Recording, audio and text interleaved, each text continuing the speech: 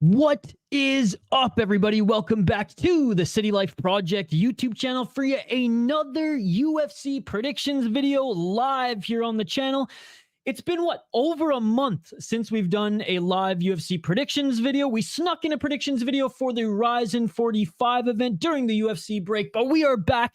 Happy New Year to everybody who is just joining us here today, and let's get right into it. We're going to start with the first fight on the prelim. We're going to end with the main event. We're going to run down every single one. I'm going to give my pick. I want to hear yours. We will continue to address the live chat in chunks, or else we will never get through this stream. So if you're new to the stream, if you're new to the channel, smash that like button and subscribe. And just know if you're joining us live that we will get through a few fights, then some comments, then a few fights, then some comments. And at the end of the stream, stick around, scroll to the end. I don't care. We will give you our degenerate and safe parlay of the week. I know you guys are going to be pissed off with my safe one. You're going to be like, oh, you should just go against the degenerate one. That's no fun. That's no fun. I want both of them to hit, motherfuckers. I want both of them to hit. As always, the degenerate parlay and safe parlay are brought to you by our friend Volcan. That's right. We don't have a sponsor for that segment. We got Volcan. He's sponsoring that segment as he was the one who inspired that part of the show. So without further ado, let's get right into it. Actually, you know what? I should say what's up to the guys in the comments. Yo, Hernan, what's up, buddy? Love you too, man. Yo, what's up, Isha? Rooting for Walker this weekend. He is a beast. What's up, Roman? What do you mean for hockey? Hockey from home? All right, guys, let's get to our first one here. 19 minutes in. Whew, okay, we're getting through a chunk of these, then back to the live chat, guys, because, yeah, we got a lot to get through here. And again, my apologies to those who just joined us wanting just to hear the rundown. We're starting now. We'll get through them. Hockey from home, you don't need to give me updates. It's all good. All right, let's get to it, guys. We got Joshua Van up against Felipe Bunes. Felipe Bunes 13-6 as a pro, 3-2 in his last 5 fights. He is on a 2-fight win streak. He's 34 years of age, Brazilian, but has fought primarily on the Russian scene. 3 KO, TKO, 8 submissions, 2 decisions. And as you can see here, 1-3 in ACA, 1-0 in ACB, 2-1 in LFA. I do like when guys, quote unquote, develop in the Russian promotions. ACB is a good one, ACA, but he lost a lot in ACA. And mind you, he faced good opponents. He really did. But when he made the jump, it looked like it was a little too much for him. And then when he went to LFA, let's be honest, not as good a competition as we saw him face in ACA. He's decent. He's fine. But Joshua Van is a legit prospect in the UFC. Joshua Van is a legit fighter. 22 years of age, 9-1. He's fighting out of Houston, Texas. He's originally from Myanmar, and he's 9-1, 5-0 in his last 5. 5 KO, TKO, 2 submissions, 2 decisions. 2-0 in the UFC already, and 7-1 in Fury. Now, I ripped on Fury a lot last year. They've come around, okay? They've come around. The regional shows, they come in waves. I gotta start getting used to that. 1 week BFL will have a really good show. 1 week will be absolutely shit. What's up, Loosh? Good to see you. Good to see you. But anyways, let's take a look at Joshua Van. Fury's had a good run. What's up, Foul One? Good to see you as well, one of our exclusive members. You didn't miss much, Foul One. I was a little flustered to start the stream. We had so many comments that I was like freaking out trying to get through them all. So we're starting officially now, my man. It's good to see you. But you look at who he's taken out in the UFC. Kevin Borjas, solid fighter. Zumagulov, I'm pretty sure. Correct me if I'm wrong, chat. What's up, Vasco?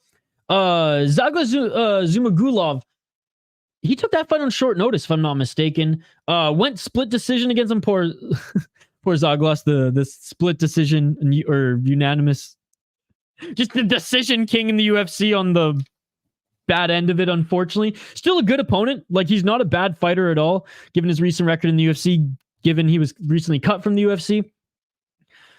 And he actually picked off some good guys in Fury. Now, not all of them. But look at and he was knocking out, 2-1s, 2-4s, 17-9, 7-1 in his last two, then gets the call up to the UFC. We haven't seen his knockout power yet in the UFC. It was on display against lesser opponents in Fury, though, but he's so young, man. He's so young. 12 years the younger of Felipe Bunes. I'm going with Joshua Van. Minus 220 favorite. I think he has way better striking. Like I said, finishing machine on the regionals. He's got more power. Bunes is fine.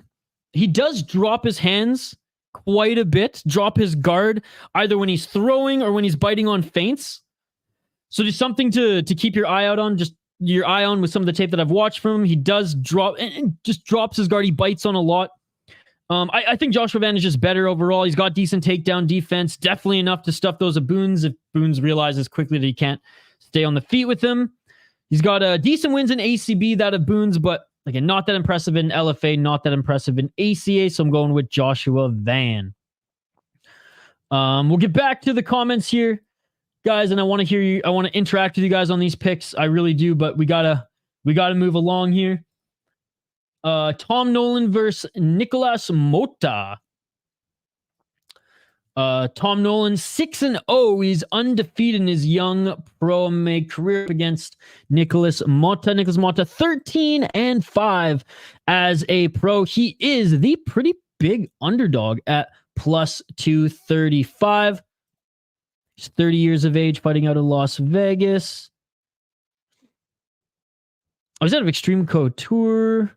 9 KO TKO, 0 submissions, 4 decisions. He's Brazilian. He's got friggin' no submissions. No, he's a brawler, man. He's a brawler. He's 1-2 and 1 no contest in the UFC. Did win his fight off Contender Series. Vulcan, you got Van too. Nice. No contest against Trey Ogden. Trey Ogden was, in my opinion, going to win that fight. It was a little bit of an early stoppage there, but I still think Trey Ogden was way better than Motta in that fight. Lost to Manuel Torres in a brutal knockout. Beat Cameron Van Camp, which, I mean, it's a UFC win. And lost to Jim Miller. Now, Jim Miller is still taking out younger guys and looks good doing so. So I would say that it's honestly not nothing to hang your head on, losing to Jim Miller. And that's pretty much it in the UFC for him. I mean, good win off Contender Series, decent run in Cage Fury. Honestly, didn't beat a bunch of schmucks. Ultimate Fighter Brazil in 2015. I actually had high hopes for him coming into the UFC, but he's just been a pretty big disappointment. And he's chinny. He gets rocked and knocked out. Something I didn't think Motta, I didn't think I'd see from Motta upon taking that next step up and entering the UFC. Usually he's the one controlling fights. He's the one setting the pace and being the aggressive brawler. Tom Nolan. What's up, Hank the Tank? Good to see you. Big train Tom Nolan. Again, not as much experience as Motta. 23 years of age. He's a fun prospect, man. Minus 290 favorite. Undefeated. 4 KO TKOs, 2 decisions, no submissions. He won his fight on Contender Series this year. And he's an Eternal MMA guy. So from the land down under, 4-0 and Eternal. Such a young career, so it's hard to judge him based on his resume. You guys know what I say. 4 to 5 pro fights, then I'm going to start judging you based on your opponents. But look, when he was 3-0, he took on a 7-1 guy, knocked him out in the second round. 9-6, not the best record, but again, you're 4-0, you're going up against a guy with experience. And then on Contender Series, Bogdan Grad, solid opponent, took him out in the first round. So this guy does have skills. Decent amateur career as well, going 6-1. Again, not against the best competition, but his last fight there was against a 5-1 guy. So, I mean, I like what I see from this prospect. I haven't liked what I've seen from Motta, so I'm going with Tom Nolan, going with the favorite. I'm not going with too many underdogs on this card, ladies and gentlemen. I do like to go against the grain when I can and try to make an argument for it, but there's just not a lot on this card, especially moving to the next one. And again, guys, we will get back to your comments. We spent 20 minutes in the opening segment on them, so I do need to get through some of these fights, but we will get back to the comments in chunks. Don't you worry. Love having you all in the live chat here. Appreciate you all. All right, Westin Wilson against Jean Silva, I should say. Jean Silva is the biggest favorite on this card, if I'm not mistaken. Even more of a favorite than Acosta. That alone should tell you what you need to know about Westin Wilson, but we'll dive into it. Westin Wilson, 34 years of age. That's right. He is older than that of Jean Silva, 16-8 as a pro. He's 3-2 in his last 5. Massive underdog on this one. And honestly, it's just because he's not UFC caliber. It is what it is. No disrespect to the fighter at all. He's just not UFC caliber. 11 submissions, 5 KO TKOs. What I do love about him is he finishes all of his fights, but let me show you why. Lost in the first round to Jonathan Brito. Brito's a good fighter, so like, despite him getting put away in that one, I'm not going to be like, oh, well, you lost the first UFC fight, and your regional record is a little sus. But no, I can't rag on him for his first UFC fight, despite being taken out in the first round. Brito is a motherfucker. But look at some of these other guys, man. Look at some of these other guys. He lost to an 11-9 guy. And I know Ishihara, like, solid fighter, but like, he was a solid fighter. Okay, he was a good prospect coming up, kind of fell off since. Beat a 19-9 guy. I mean, big whoop. Fought a 4-3 guy before he won a random boxing match. Then had an okay, tough enough fight, and then a UFC fight. You know what I mean? Like, look at some of these here.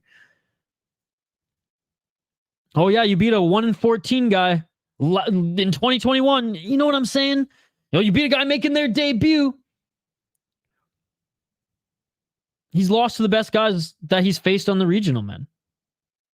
I mean, I know a resume doesn't tell the whole story. Go and watch some of this guy's tape. He dominates those who aren't good, and he struggles against decent guys to good guys, right? 0-3 in LFA, 0-1 in UFC, 1-0 in Bellator, though, but that was back in 2017. And let's take a look at who he fought.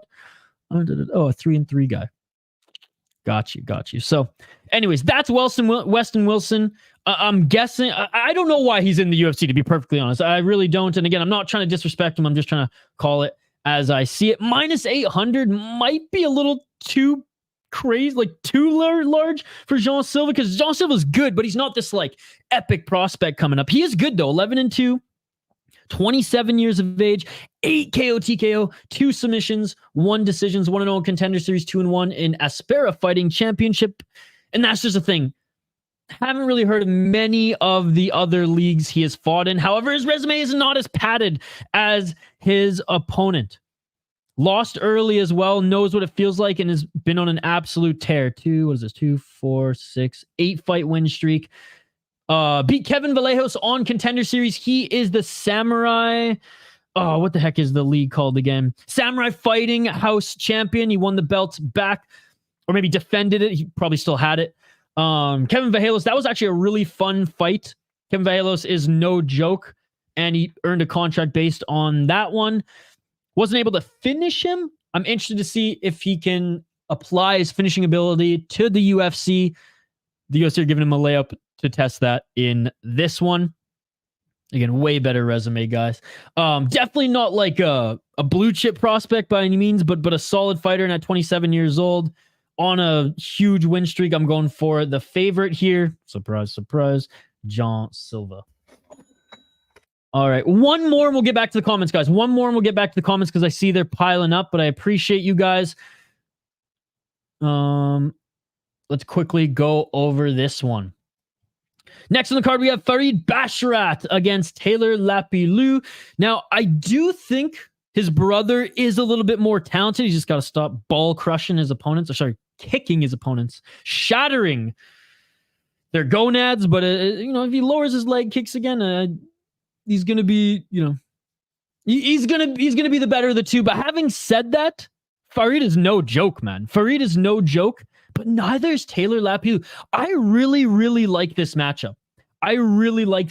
Let's quickly take a look at Taylor Lapilus, who I'm super familiar with.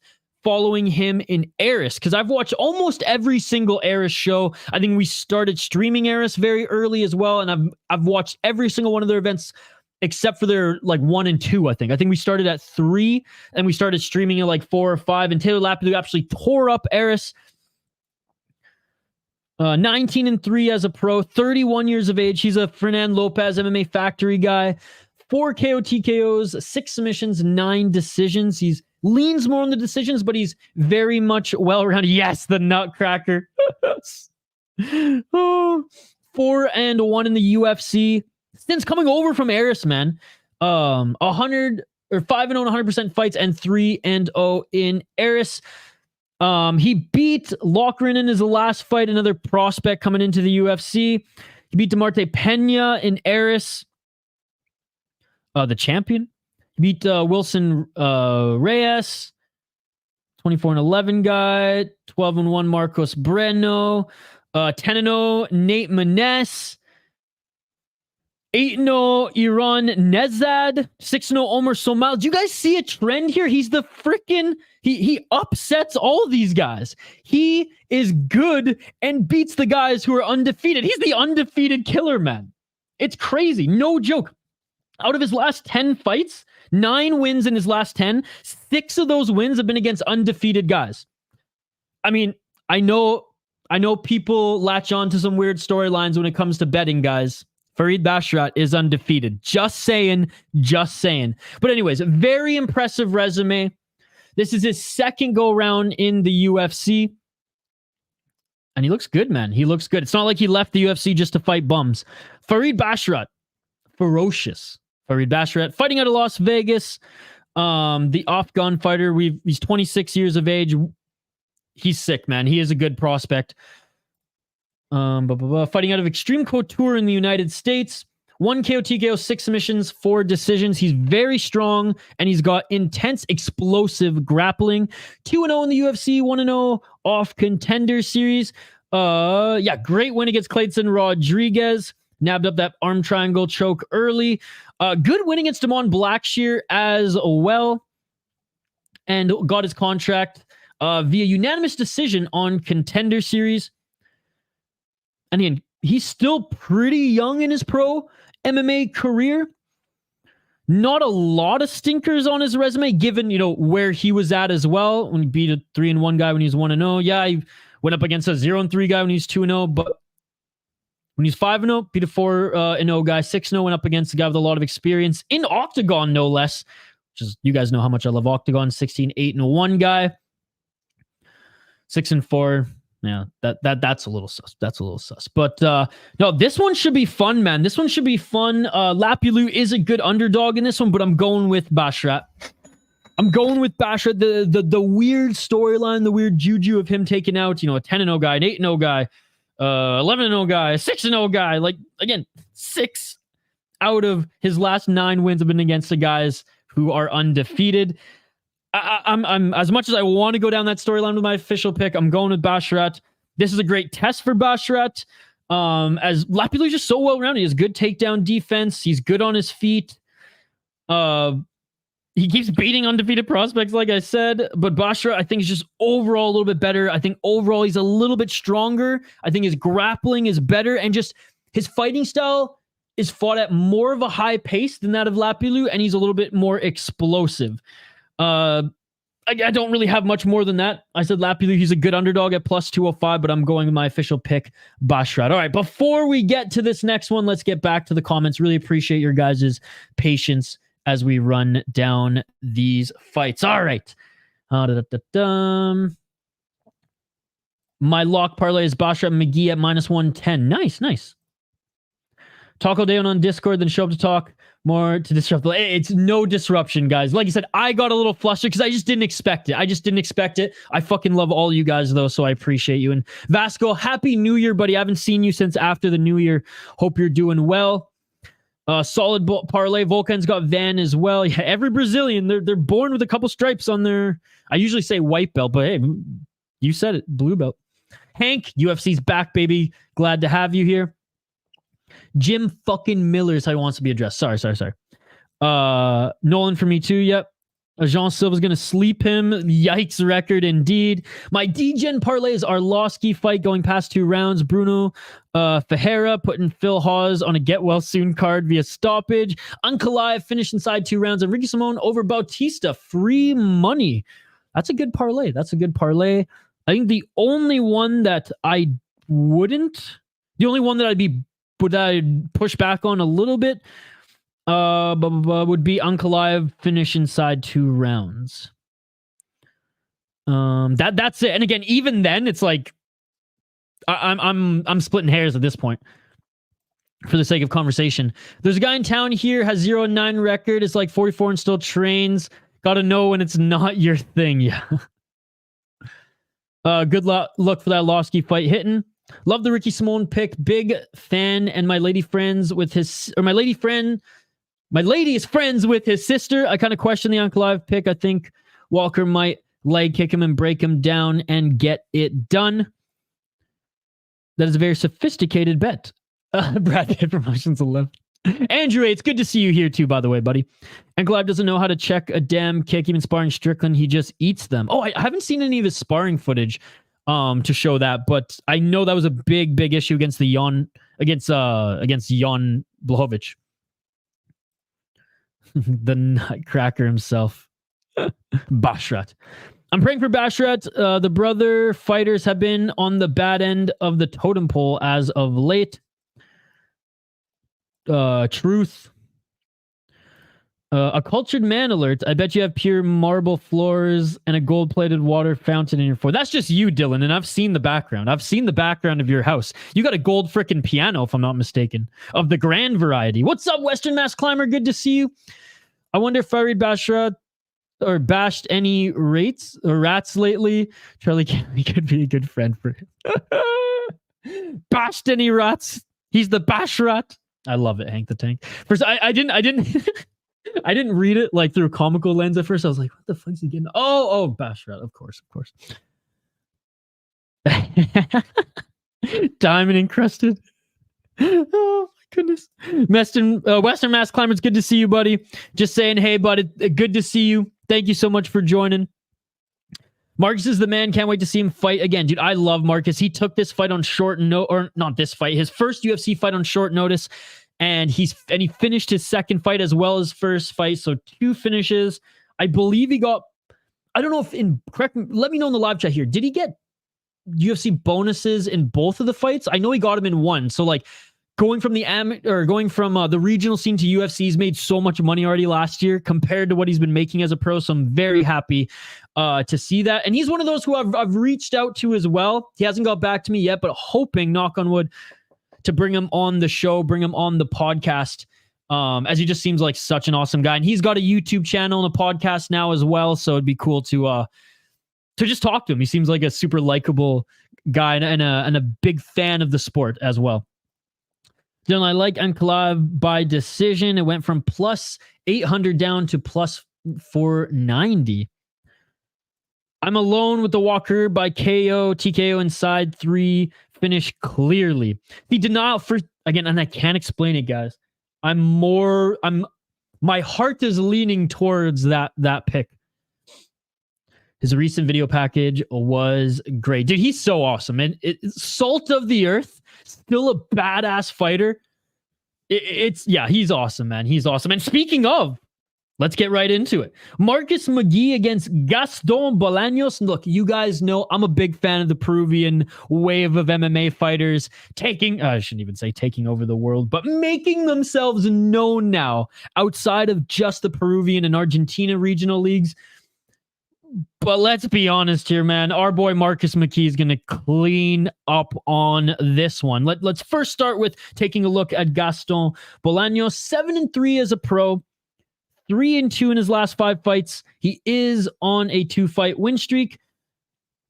Training out of California. He is a kickboxer first and foremost, and a nasty kickboxer in that. So he's got incredible striking, and he's been able to mix it into mixed martial arts. Like, he's not just a pure kickboxing and or Muay Thai stance in the cage anymore, right? Like, he does He does always lean on that base, but he's mixed it into MMA striking. A little bit more aware of the takedowns. Feints don't always just mean kicks and teeps and things like that, right? So I have noticed that in watching some of his fights early in kickboxing, early MMA to just him in MMA now. 6-3 in Bellator, came over from Bellator in 2022 and has won his first fight in the UFC. I mean, no submissions, 1 decision, 6 KO TKOs. I love that. I just think McGhee is just better than him, man. He beat Aaron Phillips. He beat Daniel Carey. I mean, last fight in Bellator, not the best. First win in the UFC. Aaron Phillips, not the worst. Nothing special. And he didn't knock him out, though. He didn't put him away. Look, not a bad record. Beat a 4-2 guy when he's 3-1. But again, he's mostly a Muay Thai and kickboxer. And his ground game is... I mean, even Aaron Phillips was able to out-grapple him in a lot of that fight, to be perfectly honest. It was just damage and landing more strikes, which eventually won it. And when they did have exchanges on the feet, Bolaños was able to capitalize. Marcus McGhee, the Maniac, he is a very, very good grappler. Damn good grappler who's got hands as well. He's got good boxing, traditional boxing in the pocket. He's got good dirty boxing. He's got good strikes off and in the clinch. I mean, maybe that's where Bolaños will get the better of him if they do start to clinch fight. But what I'm trying to say here is Marcus McGhee is way more well-rounded, whether it's on the ground or he can probably hang with him on the feet, to be perfectly honest. But as soon as Marcus McGhee goes, okay, I don't need this to be on the feet anymore, he's going to out-grapple Bolaños, and I imagine probably submit him or get him into an unfavorable position on the ground and maybe finish him via TKO. 8-1 as a pro, 4-1 in his last 5 fights out of the MMA lab in Phoenix, Arizona. 33 years young, ladies and gentlemen. If you see what this guy cooks up, you know he's eating healthy. He's eating like a king. He's making them UFC dollars now on bonuses. Let's go. 7 KO TKOs, 1 submission, 0 decision. That shit beautiful than a motherfucker. I fucking love McGhee, dude. Beat JP Buzz in his second fight in the UFC, but his first full camp, if I'm not mistaken, because I know he took this Newson fight on short notice. Didn't fight the best guys, okay, in LFA. He lost to Rafael do Nascimento. Nascimento's legit. There's no shame in that. Nascimento's a wicked grappler as well. But look at the freaking knockouts, man. And he beat a 6-3 guy in rough 42 when he was only 2-0. Was tested in his first LFA fight, went back there, and again, didn't beat the best guy, but a guy with experience. Beat a 10-4 guy in the UFC short notice and proved that he can hang with UFC competition. JP Buys, again, not the best guy, but if he gets through JP Buys, I mean, I'm excited if and when he gets through Gaston Bolaños, which I do think he will.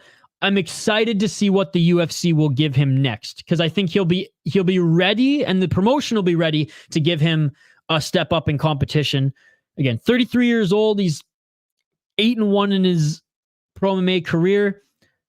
He just needs to stay active, and he has a chance to raise some eyebrows in his respected division. So yeah, I'm going Marcus McGhee minus 280. Like I said, better grappling, good MMA striking, just well-rounded. The pure kickboxer, Muay Thai fighter is dangerous until you get him up against the cage, until you pressure him, until you match fire with fire and actually can box with the guy. Marcus McGhee, he's just a fucking dog, man. Let's go. Rear naked choke and knockout in his first 2 UFC fights. I absolutely love it.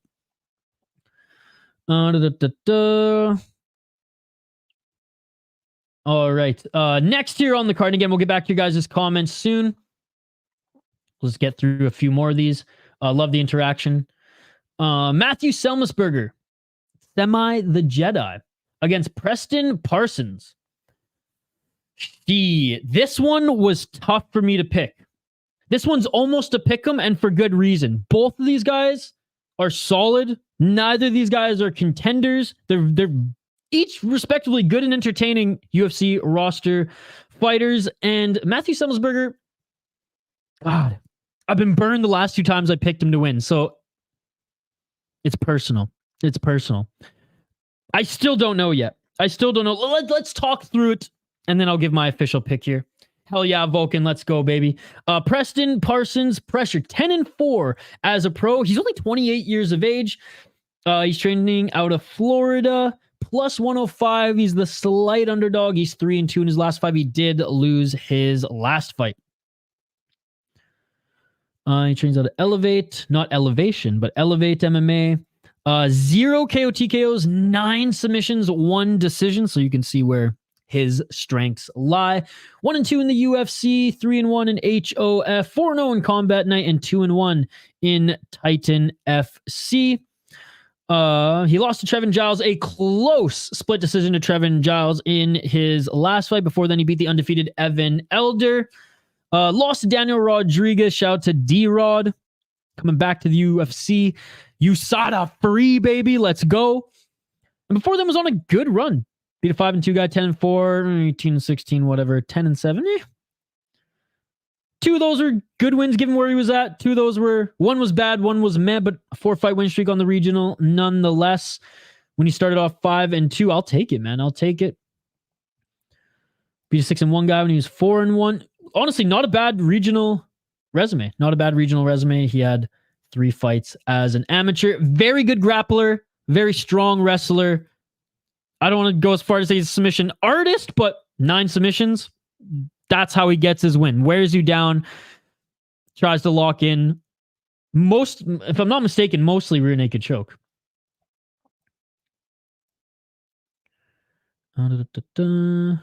Guillotines. Rear naked choke. An arm bar back in 2021. So there you go. Semi the Jedi, though, I will say this. He's a bigger 170 pounder than Parsons, so just keep that in mind. 31 years of age, not too much older. He is he's 2-3 in his last 5 on a 2-fight losing streak. Now, one of those was at Elevation, and both him and his opponent gassed. I believe it was in his last fight, to be perfectly honest. Yeah, against Medic, that was at altitude, and though he did land some good strikes early, and I thought he was going to honestly win that one, he gassed and then got, like you said, spinning back fist and ground and pound in the 3rd round. Jeremiah Wells, honestly, he lost this decision because he didn't finish him. Dropped Jake Matheus a couple times, couldn't finish him. Morono couldn't finish him. So that's the trend with Semi the Jedi. He's a good striker. Hell, he's a despite him only have 1 submission, he's a balanced MMA fighter. Definitely better on his feet. That's his forte. He's strong. He's big for the division. He's got knockdown power, but as of late, not a lot of knockout power. 6 KO TKOs, 1 submission, 4 decisions. 5-4 in the UFC, 2-2 in Shogun. Yeah, I don't know, man. This one's tough because I do think Semi the Jedi, Matheus Semelsberger, is more dangerous. However, I think Preston Parsons is going to wear him out. And I think even if Matthew tags him, Parsons not going to be knocked out. So, yeah, I'm going with the underdog on this one. I'm going Preston Parsons. I don't trust Matheus Semelsberger right now. I hope I'm wrong. I hope he actually finishes this fight. No offense, Preston Parsons. Because then I'll jump right back on the train. But again, I just can't right now. I don't trust him. And Parsons coming in this close and still being the underdog. Yeah, this is an underdog that I'm confident in picking, or at least one of the underdogs on this card that I'm more confident in picking. He's got great grappling, close loss in his last fight. Elder was a good win. He's just not a striker at all, so he's just got to be careful on his entries. He's strong despite not being huge for the division. I don't want to say Matheus Semelsberger is huge for the division, but he's a big boy. And yeah, we'll have my notes here. Love Semi the Jedi. I just don't trust him to get the finish, and I don't trust the judges to give it to him if it goes the distance, especially against a pressure grappler. So yeah, I'm going to Preston Parsons here. All right, let's move on to the next one, and then we'll get back to the comments as we wrap up the prelims here. Andrei Arlovski against Waldo Cortes-Acosta. All you want me to pick Arlovski, don't you? Waldo Cortes-Acosta, my apologies. Mr. Salsa Boy. Out of the Dominican Republic, he is a huge favorite on this one, minus 600. He's 32 going up against the Belarusian Chicago resident and original Pitbull, Andrei Arlovski, 44 years of age, man. He is an absolute G, not in a gi. I mean, how many generations of the UFC, how many eras, I should say, of the UFC has this guy fought in? I will answer that for you. Every single fucking one, ladies and gentlemen. Again, maybe not the 1 to 10. So I should say generation or era 2 onward, we'll say, because he wasn't in like 1 to 10, those crazy tournaments where everything went. But as soon as the UFC had rules, unified rules, Andrei Arlovski, he was on the scene, man. He was on the scene. Incredible to see him still fighting here today. Incredible to see his record the way it is, still 3-2 in his last 5, but we'll talk about that. We'll talk about that. What's up, Robert? Good to see you, buddy. We'll get back to the comments here in a sec. Salsa Boy 10-1 in his pro MMA career. He is 4-1 in his last 5 fights. And honestly, he lost his first fight in the UFC because he's got them chicken legs and didn't know how to check a leg kick. His legs got chewed the fuck up against Marcos Rogerio de Lima. In his last fight against Brzeski, he actually was checking leg kicks and he showed off his boxing and had a brutal knockout early with a hook. He's a rangy, he's got long arms for a heavyweight. He's a rangy boxer who can now check leg kicks and hopefully defend some takedowns. Beat Chase Sherman. Sorry, I thought I was looking at Arlovski here because they fought the same guys, because that's how shitty the fucking UFC heavyweight division is. Beat Chase Sherman, beat Jared Van Dera. Had a good win. Man, he's actually been a lot more active than I thought he was. For some reason, I thought this was his first fight in the UFC. So my apologies. That's right. He did beat Chase Sherman. He did beat Jared Van Dera. Yet it wasn't too impressed with those unanimous decisions. Had an awesome fight on Contender Series. And that's where I was like, okay, excited to see this guy. Totally, that's how forgettable these 2 fights were. Remember this one because he wasn't checking leg kicks. And I remember this one because, he checked some leg kicks early and he was able to knock out his opponent. I was dogging Acosta here. Why do I keep saying, Acosta, Cortes-Acosta. I was dogging him after this fight quite a bit, and going into that fight, he proved me wrong in the last one, and he's one of the, he's a lower level heavyweight right now because he hasn't proven himself against, like, I guess that next step. But Arlovski's not beating these guys anymore at this stage. And the MMA Guru, if you guys watched his rundown, I mean, he said it. He ran this fight down perfectly. So I don't want to just regurgitate what he said, but Arlovski being a big underdog here, plus 430. I'm not surprised. He's on a 2-fight losing streak. In his last one, he got brutally finished. And it shouldn't have been a brutal finish because it wasn't like even the craziest shot. If anything, it like hit his chest and like bounced off to his chin. In his last loss to Dontel Mays, and Mays isn't very good, man. He's not. Like, if there's anyone Arlovski should still beat at heavyweight, it should be Mays, and Mays TKO'd him. Love Arlovski, though. Love him. Just calling it how I see it. 17 KO TKOs, 3 submissions, 14 decisions, 23-16-1 in the UFC. That shit beautiful than a motherfucker. 0-3 in Strikeforce, 2-1 in World Series of Fighting, 1-1 in Affliction. I mean, where hasn't this guy fought? Where hasn't he fought? Lost to De Lima, rear naked choke in the first round. I believe he was dropped and then he pounced on him there. Dontel Mays, I mean, he just didn't have the head movement and foot speed, head movement that I remember him having, man. Even a couple years ago, let's be honest, this was a robbery. As much as I love to see Arlovski win, that was a robbery. He beat Jared Van Dera, who, again, Van Dera is not very good, and it was a split decision. I'll give him Carlos Felipe. I'll give him Chase Sherman. Not the most exciting fights, but good wins nonetheless. Yeah, Tom Aspinall. I mean, good win against Tanner Boser, Felipe Lins. I mean, those aren't bad. He beat Big Ben back in 2019 as well, but yeah, man, it's tough because he's one of those as a kid I watched and idolized, and it's tough to see him just get knocked out the way he did in his last fight. And I'm scared that it's going to happen again because he's not beating the bottom of the barrel of the heavyweight division anymore. And once that dries up, and I think I think this will seal it. The UFC's they're not gonna continue wanting to pay this guy. Now, maybe there's another promotion out there via Karate Combat that I know he goes to if he wants to fight anyways, who will give him 1 or 2 more fights. I hope he doesn't go to BKFC. One of the few old fighters I hope doesn't go to BKFC. I'd rather 50-year-old Mark Hunt go than him. But yeah, I mean, I'm going with Acosta on this one. I'm going with Salsa Boy. Locking it in. I have in my notes here. Finally checks leg kicks. Huge reach. Good jab. Awesome boxing. Fucking love the pit bull. But his chin is done. Mays beat him. Enough said. Yeah, that's it. That's it. Going with Acosta, who's starting to win me back. All right, before we get to the main card here, let's get to some of these comments.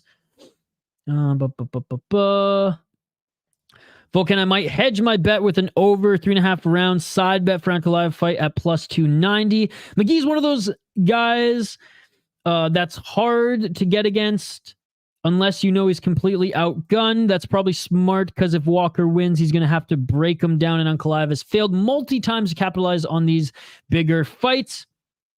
Marcus Aspinall, 0 decision rate. Or Marcus Rakhmonov. Yep. That man gives me chills. Botched. Dylan looks good. I think if a finish happens, it comes from Walker, and I see Ankalaev wrestling Walker for a win. If Ankalaev wins round 1 easily, he'll probably outwork him for 5 rounds. McGhee for you too.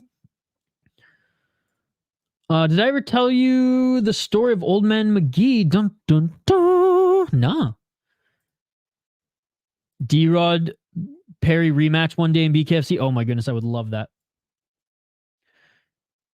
I personally know Semelsberger, and my cousin wrestled with him. Oh, nice. Way back elementary school. Funny enough, he was not a champion winner back in his teens. Oh, I see at Mount Airy in Maryland. Wow. I didn't realize he had a wrestling background, because he's definitely more of a striker when it comes to MMA. Poor Jedi man, I hope he bounces back and gets a nice streak from him. So yeah, I always root for him. He's a lovable fighter to root for, because he puts on exciting fights as well. I just can't trust him against a guy who's going to be heavy grappling, and I imagine it was going to be heavily grappling and putting on that pressure. But has extensive years on the mat. Ultimately, Parsons finishes nearly all his fights by submission. Semelsberger has never been submitted once. That's why I did finish that segment saying I don't trust Semelsberger to finish the fight based on what we've seen, and I don't trust the judges to give it to Semi the Jedi, even if Parsons can't submit him. That is good info, though. That is good info. I should have read those comments before I made my official pick, but I'm not going back on it. The unstoppable force meeting the immovable object. Let's go Semi. Semelsberger vs. Parsons gives me Soriano versus Stolzfus vibes. That's a good comparison, actually. What a sad result that would be. Big Red's info made me go Semi. Honestly, I kind of want to make my pick, but no, I changed my pick, but I locked it in, and I don't have many underdogs on the card, so I'm going to stick with my Parsons underdog, but like I said, rooting for Semi. Arlovski by DQ. Old man Arlovski. Robert's good to see you. Let's be honest, it's over for Andrei. He needs to go back to Gamebred and fight JDS. Dude, I would, yeah. That, or just like do UFC Fight Pass invitationals as far as like the grappling goes. I don't want to see him in any bare knucks, even MMA bare knucks. I'd see him in Karate Combat, but that's about it. I'm not taking that fight because I want to take Semelsberger, but he has cost me doubloons too many times for me to want to fall for the Semi KO hoping. See, Dylan, I'm in the exact same boat as you. Well, you sold me, Dylan, despite your lack of laying it down for them. So bad we forgot he existed. UFC Mexico, Royval versus Moreno just announced the change. Oh, shit. I don't think Parsons has a means to win in the way he tends to finish fights, but Semelsberger has gas tank issues and loses the stamina too close to close out his knockouts after 1.5 rounds. I will say in favor of Semelsberger, him or his opponent weren't ready for the altitude in the last one. And it was just like whoever's going to land more swinging dead tired in the third was going to win. And that's kind of what we saw. Fucking Parsons can get washed by Daniel Rodriguez inside around on the feet. Semelsberger can do it too. Fuck it. I'm going to go semi. Let's go, baby. I like Rodriguez's striking, though. He's got them chicken legs like Acosta, too, though. I see Parsons running into a big semi shit, but damn, Brandon squared. Going to be dope fight. It's over. You should let it go. Don't be a fan. Be an expert. Hawes tends to fold. Yes, and we'll get into that one next year, Alex. We'll get into that one next. I mean, honestly, I think Arlovski's got a better chin than Phil Hawes, and I'm not even being facetious. Andrew, what's up, Andrew? Good to see you, buddy.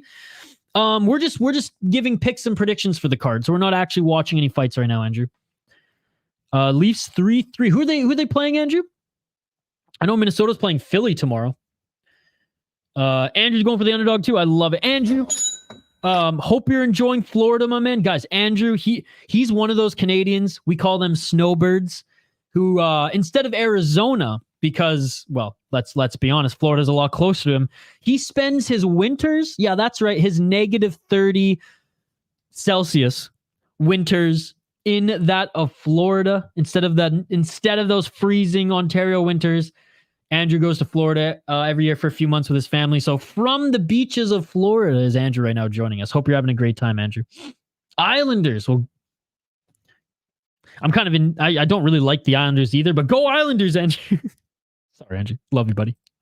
Phil Hawes the best fighter until you punch him. Dude, well, let's get right into it. Let's get right into it. And keep the comments coming, guys. Absolutely love the interaction. Again, I appreciate every single one of you guys. Sorry, right out of the gate, I got a little flustered. Again, I'm just going to keep saying I did not expect so many comments right out of the gate. So I was like, holy fuck, we're never getting to these predictions. But no, seriously, guys, really appreciate it. We literally had a line of people waiting in my Discord. They're like, Isha, when's the stream? I'm like, it's coming, guys, it's coming. And even then I was like 10 minutes late. So can't thank you guys enough. If you haven't already, smash the like button on this video. Comment your picks after the video is posted as well as our boy Money. That's right. He's double money now because he's gonna get paid in his next UFC fight. Money Moicano would say it helps the algoritmo. Dude, we got huge cold snap coming. Real feel 35 below and shit with snow. I know this weekend's gonna be cold, man. Even today was cold. I went out to fire up yesterday night was cold. I've been going for like a walk every night. Too cold to run and too slippery to run. But you know, even though I've still been hitting the gym and been pretty regimented on that, I just have a routine. It's a good way just to relax, disconnect for a bit. Even if I have work to do after, I go on like an hour walk every night. And last night, indulged in the almost last of Denial's care package. Thank you again, Denial. And it was damn cold, dude. I didn't want to take off my glove to spark it, as they would say. It was damn cold last night. I think it was like 17. Now we're moving back to Fahrenheit when I was going for a walk last night. For 4 times down here. That's awesome, Andrew. You know the saying, Denial, everyone has a plan until they get punched in the face. Ain't that the truth? It's my birthday. Andrew, that's right. It's your birthday tomorrow. We are streaming in the morning at Andrew, so I will sing you happy birthday tomorrow, guys. And anyone in the live chat who hasn't or who isn't joining us tomorrow morning and who I won't see tomorrow, wish Andrew a happy birthday now or Saturday. But we'll be singing it all weekend for you, Andrew. The algoritmo, yes.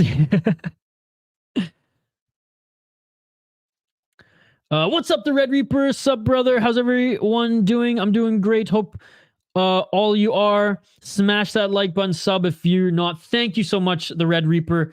Thank you so much for all the support you show this channel to, my man. I know I say that every time, but I gotta keep saying it. We're about halfway through this card right now, guys. I will post timestamps after the stream, so if you missed any of it and you don't want to listen through the opening 19-minute segment of us just shooting the breeze in the live chat, then you can hit the timestamps after this stream is posted. Facts. Volcan, a wise man once said, "Let's go. I will join tomorrow morning to see the whispering Isha." It's embarrassing at this point, but I'm just trying to be respectful, guys. I'm just trying to. Eventually, they're gonna kick me out. They're getting married soon. Eventually, they're gonna kick me out. And I'll have my own place. But that's no complaints because I have awesome roommates and I fucking love living here. ASMR fight stream brought to you by City Life. I appreciate it. Appreciate it. Never gets old, brother. Hey, right back at you, dude. Right back at you. Okay, let's get to this next one, guys. Keep the comments coming. We will get back to them after this next chunk. We got no hype. Literally, there is no hype behind this guy at all. Hawes. Sorry, Phil Hawes. I did you dirty there, but it's true. You can't have a nickname like that. It's kind of like Bilal's nickname. You can't have remember the name when you have kind of some forgettable fights. Again, we were joking around in our Discord, the exclusive member Discord. And we were saying that it would honestly be better if his nickname was Remember the Decision. Because that nickname alone is more memorable than most of Bilal's fights. And as a fan, I would actually jump on that train and be like, that's fucking awesome. You're self-aware. And that I feel like would gain the fans versus shitting on Charlie Oliveira in shorts. But that's just me. That's just me. I'm looking forward to this Hawes fight. It's a clean striker. That's good. You gotta respect the people. That's awesome. Of course, buddy. Of course. Oh yes, you're in the baby's room. Motherfucker, time to go. Yeah, exactly. Still respect you for doing your thing best you can. I appreciate you, man. You guys will know when I move out because the background will be a little different. I doubt it'll actually probably look very similar, just maybe a different color wall. And I'll just be yelling at like 6:30 a.m. Hey, happy birthday, Andrew. You beautiful, goddamn beautiful fan. I appreciate everything that you have done for this channel. You support us monetarily. You support us with the likes. You support us with subscribing.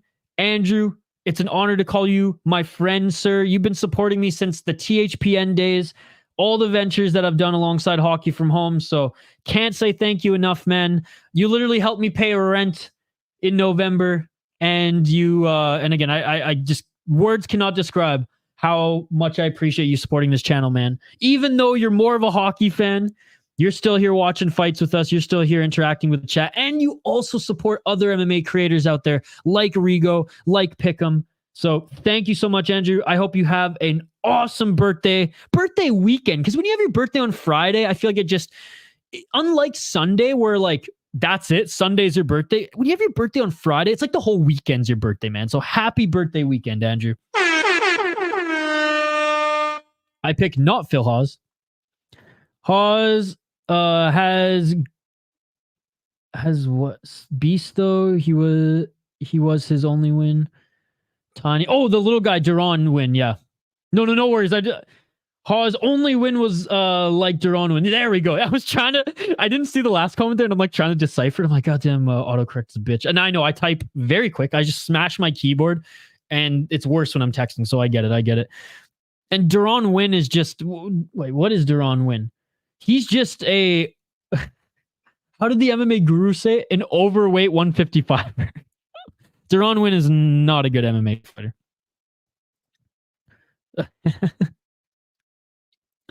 Bruno Ferreira will be screaming "Bora!" over Hawes' carcass on Saturday. Oh my goodness. I don't think you're wrong though, buddy. I don't think you're wrong. All right, let's get into it, guys. Like I said, we'll get back to the comments here after a chunk of these fights. We got Phil Hawes. For a guy having no hype, we really hyped him up there. Phil Hawes against Bruno Ferreira, the Hulk. Ferreira coming into this one, slight favorite at -125, just unproven in the UFC, unproven against better competition, and he's more of a wrecking ball type Brazilian. I mean, look, he's Brazilian, so he was born with a couple stripes on his belt. He was born in a gi, but that's not his strong suit, ladies and gentlemen. He was undefeated before entering the UFC, 7 KO, TKO, 3 submissions. See, that's what I'm saying. He was born in a gi like all Brazilians.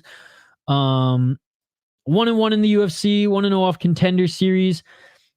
He had that great win against a RoboCop that, again, nobody saw coming. We all knew that he was a knockout artist, but I'm sorry. I don't think many people in the live chat or many people were picking him to win.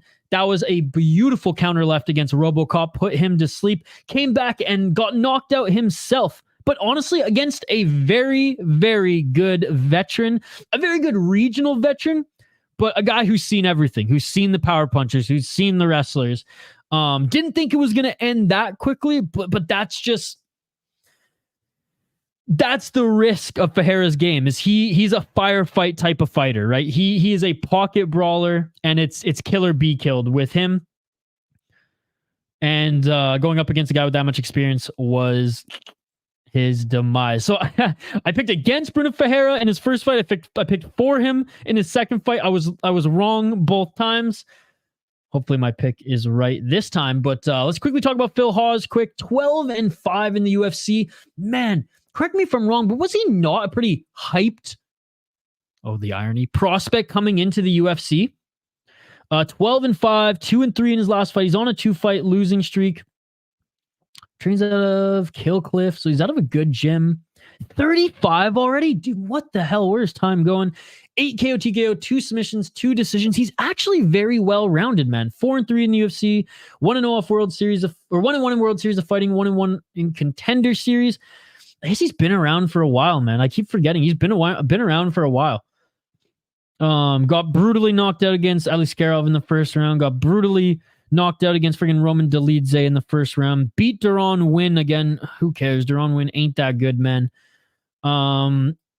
Lost against Chris Curtis in the first round. Beat Kyle Dawkins. Big fucking whoop.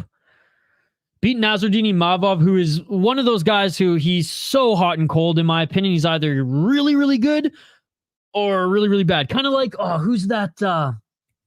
Shoot. Who's that? Oh my goodness. Now I'm forgetting. He trades with Izzy, that Aussie guy. He's got the same tattoos, those tribal tattoos as Bam Bam. Anyways, you guys in the live chat will help me out with that one. He's like him. He's either really good or really bad. He's either super hot, super cold. Shoot, it's killing me that I don't remember his name. But anyway, someone in the live chat. Dylan will Dylan will comment it, I'm sure. Some decent wins. He beat Malkoon, but Malkoon was only 4-0. Yeah, I'm just not impressed with his performance. And it's like he gets tapped and it's done. No, don't get me wrong. Some of the guys he's fought have good KO power, but he gets tapped and he's out. So I am going with the Hulk on this one. 31 years young. I feel like he'll be able to take at least 1 or 2 of Phil Hawes' shots if they have a firefight. And I don't see Phil Hawes taking 1 or 2 of Ferreira's shots, to be perfectly honest. I think Phil Hawes' path to victory is grappling, to be perfectly honest, in this one. Smothering him, ground and pound, don't give him any space, don't give him anything on the feet. So that's my pick. Locking it in. Moving right along here. We have Ricky Simón against Mario Bautista. Did I have anything else in my notes for the last fight? I don't think I did. No decisions for Ferreira. 7 KO TKOs. Yeah, I think Hawes has to grapple here, man. I think Hawes has to grapple. Hawes is skilled, well-rounded, but just gets shut out with those shots, man. Brawler Brunno. Hopefully I'm in the right on the right side of my pick. Picking for him this one. All right, next one we have Ricky Simón against Mario Bautista.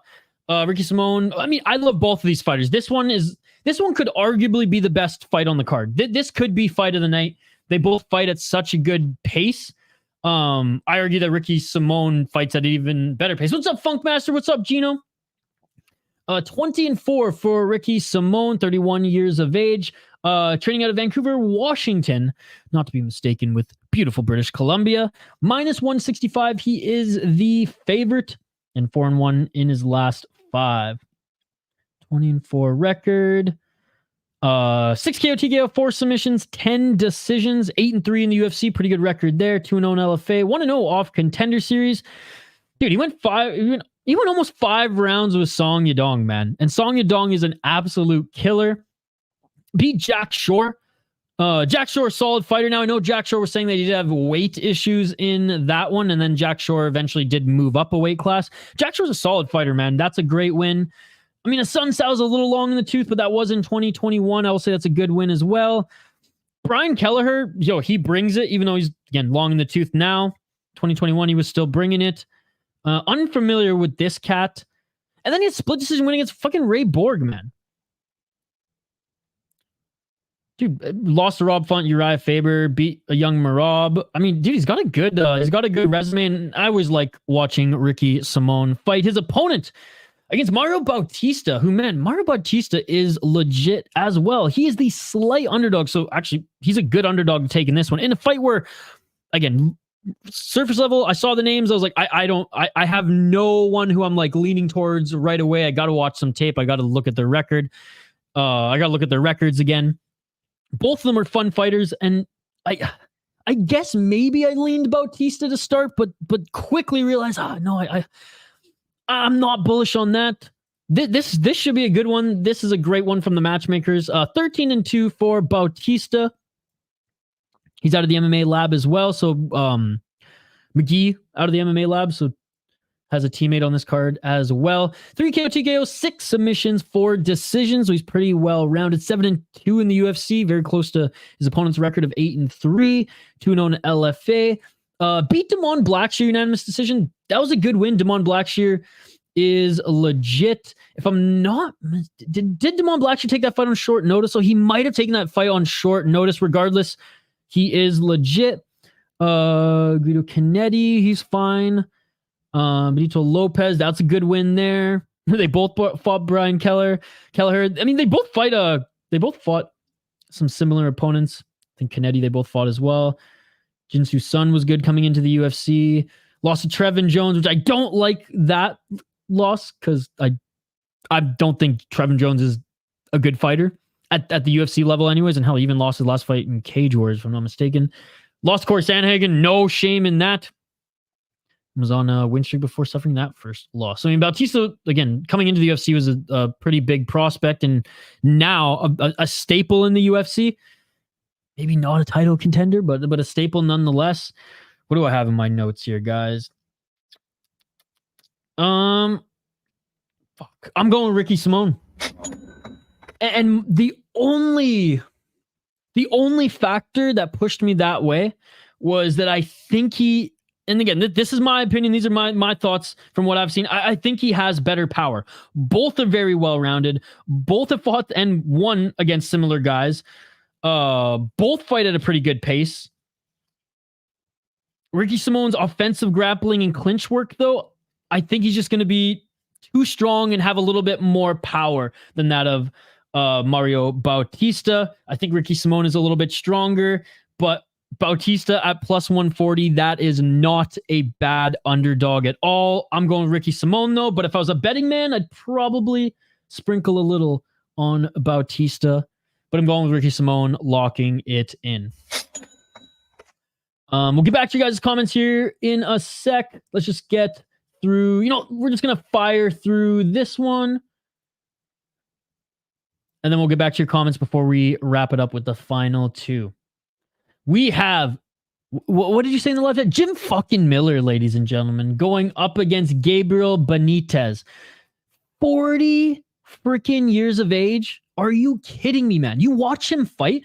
You watch his last 5 fights. He doesn't look 40 years old, man. He really doesn't. It's incredible what Jim Miller is continuing to do at this level, in this division at his age. It truly is incredible. It's an honor to continue to watch him fight, to be perfectly honest. It truly is. He's one of those guys that I grew up watching, and he's still fucking here, man. It's incredible. But after saying all that, removing the bias. The bias is gone. Let's dive into this one. What's up, Gino? It's good to see you, buddy. Gabriel Benítez, he is 23-10 in his pro MMA career. This one is near even. Jim Miller coming out as the favorite at minus 120. The 35-year-old Benítez is fighting out of Tijuana. AKA. Or Jim is out of AKA, but lives in Tijuana. 9 KO TKOs, 10 submissions, 4 decisions. A very well-rounded fighter with a finishing ability, 7-6 in the UFC. Between 2009 and 2013, fought in UWC and went 6-1. The thing is, he hasn't fought in almost 2 years, over a year. He was supposed to fight Jim Miller early last year. That fell through. And it's basically taken him another year to get that fight again. His last fight in the UFC was against Ontiveros, which Ontiveros isn't that great, so that was kind of a layup. He beat him in the first round. Credit to him, but again, nothing to gloat about. Lost to David Onama, lost to Billy Corntillo, beat Justin James. I don't even know who that is. But yeah, I mean, his UFC career, post 2018 has not looked good. Sadiq Yusuf is fine. Billy Corntillo's fine. Onama's fine, but yeah, just not super impressive. Has had a good career. I don't want to take anything away from that, especially in Ultimate Warrior's Challenge. But with the time off, also being a little long in the tooth at 35 years of age, I don't care how old your opponent is. I don't care if he's 45. If he looks as sharp as he is and is that active, that man has the edge, and that's reflected in the odds. 36 wins, 17 losses, 4-1 in his last 5 fights for Jim Miller. And in his only fight he lost in his last 5, listen, look at the young Jim Miller. This is what my mind goes to. He's freaking gray hairs in his beard right now at press conferences. It's crazy. Even in his fight against Alex Hernandez, the much more athletic Alexander Hernandez, he looked good in that fight. Lost the fight. I will be the first one to admit it, but was hanging in that fight. Not even just hanging on, like hanging with Hernandez. And that one was a war. That one was a brawl, man. 7 KO TKOs, 19 submissions, 10 decisions, 25-16 in the UFC, 1 no contest. He freaking fought in the IFL. He's that old, ladies and gentlemen. My goodness. Shout out to Big Country Nelson, heavyweight champion in the IFL. What up? Beat Jesse Butler, knocked him out in his last fight. Jesse Butler's nothing special, but still, the 39-year-old, 40-year-old knocked out Jesse Butler in his last fight. That's crazy, man. Lost to Alexander Hernandez in a grueling 3-round fight, ladies and gentlemen, where they both threw hands, where they both had grappling exchanges. That was a really fucking good fight. Beat Donald Cerrone, beat Nicholas Motta, the young and up-and-comer. Beat Eric Gonzalez, man. And he's taken these guys out. Seriously, it's incredible, man. It really is. I love watching it. I love watching it. Now, did go through a little bit of a downward trajectory here, but look at the fucking guys he was fighting, man. Look at the guys he was fighting. Bounced back, and he's still taking out younger guys, active guys. He's still active, and he doesn't look slow. That's the thing. So, like, again, I know I started off the segment being a little biased. I said I was going to throw it away. I'm not being biased, man. I'm going off what I see now. With a guy this old, there's always that one fight where you're like, oh, there's the beginning of the decline. It clearly wasn't in the Hernandez fight, and I hope we don't see it in this one, because he bounced back after the Hernandez fight with a great win. I'm going with Jim fucking Miller. If Benítez was even a little bit more active, fine, drop a little on him being the underdog there, because oh man. Only back to predictions if we get back to the JL Army. Am I wrong for liking Nicolau here? I don't think so. I think this is going to be a good fight. I don't think it's going to be exactly like the first fight, though. And by the way, JL, I fucking love you, brother. I'm just you literally came into the chat to get a reaction out of me. So there you go. You got your reaction. And now he doesn't want it. So now that ship has sailed, let's get back to highlighting these last 2 fighters here, because we got a lot of content to edit up here tonight, folks, and stream early tomorrow morning. I got some coffee to make because we ain't sleeping tonight, buddy. We ain't sleeping tonight. There's no time for sleep. There's only time for editing a podcast that's coming out, editing the next and last regional highlight. I almost forgot what it was for a second. Regional highlight, then actual work, and then not even waking up, just streaming one fight night. So, or one whatever you call it. Sorry, Robert, we didn't get to the last 2 picks. I'm sorry. Again, I always feel bad when these go long, but you guys did want them to be live streams, so I got to reel back and be like, okay, they wanted the live streams. This is what the audience wants. Stop apologizing for giving them what they want, even though we drag out these streams. Robert, I will post the timestamps for the last 2 fights that we get through. So my apologies. Cap said he's coming out hot this time. Yep, looking for the finish. Jail, no, we talked about this. You can't throw stones if you live in a glass house, and this isn't jail. Hate group joking with someone is a show of friendship and comfort. Oh, for sure. People think Cap is some knockout machine. Fuck out of here. I don't think anyone thinks Cap is a knockout machine. Who said that, JL? Who said that he's a knockout machine? Joe wants Leon Bilal to headline UFC 3. He actually doesn't. He said that in the Discord. No, JL knows. And JL knows he 100% walked in to this dry sauna of a room and just chucked a fucking lit match, and he lit it all up. Anyways, Matheus Nicolau, 19-3 in his pro MMA career. He is 4-1 in his last 5 fights, going up against the based one, Manel Kape, Starboy Manel Kape. I've been a big fan of Manel Kape for a while because I'm a big Ryzen guy, and he actually forced a rule change in Ryzen wearing the freaking wrestling shoes in MMA fights like this was 2004 Pride. Absolutely love it. Let's take a look at Nicolau first here. Oh my goodness. 19-3-1. Let's get into it. Smoke break for cannabis connoisseur. 19-3-1. He trains out of Nova Uno. 5 KO TKOs, 5 submissions, 9 decisions, 7-2 in the UFC. His only losses, by the way, in his pro MMA career have come by 3 KO TKOs. He fought in Brazil fight, 3-0-1, and also fought in Shooto Brazil. You guys know how much I like Shooto Brazil. His last loss was to Brandon Royval. That earned Brandon Royval the title shot. Before then, had a good fight against Matt Schnell, David Dvorak, Tim Elliott, and Manel Kape when Manel Kape came into the UFC. Split decision. A lot of people say, I think it should have gone Kape's way, but it was a very close fight. Nicolau did a good job employing the knees to the body in that fight. And I don't want to say Kape was gun shy in that one, but didn't fight at the pace that I was used to seeing him fight in Rise. And now against Horiguchi, that hurt him. Again, cannabis. I don't know anything I'm talking about yet. I'm referencing a Horiguchi fight against Kape. Just saying. Just because we like Ryzen doesn't mean we don't know we don't know anything about MMA. But appreciate you commenting, my man. Appreciate you commenting and helping the algorithm. Anyways, Matt Schnell, he's a fun fighter to watch. Harder to put away than people think. But anyways, before losing to Brandon Royval, he was on a hell of a win streak. Beat Felipe Efrain, Manel Kape, and Tim Elliott. Still a good win. Dvorak, good win. And Matt Schnell, again, his record doesn't show it, but Matt Schnell is a good fighter. And again, good win for Brandon Royval in that one. He is the moderate underdog at plus 195. Manel Kape, 19-6 as a pro. He's also 4-1 in his last 5 fights on a 4-fight win streak since losing to Matheus Nicolau. And all these fights have been in the UFC. He's also an Extreme Couture guy.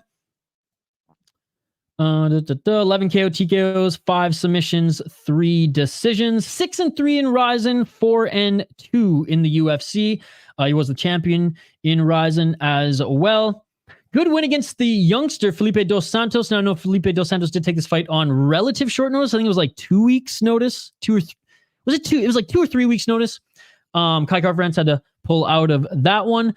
Felipe Dos Santos, solid prospect, good fighter. But Manel Kape was too much for him. Manel Kape couldn't finish him, though. Manel Kape couldn't finish him in that one, but that just shows how good Dos Santos is. He also has a win against David Dvorak, win against Zumagulov, who, again, Zumagulov tends to lose a lot of decisions.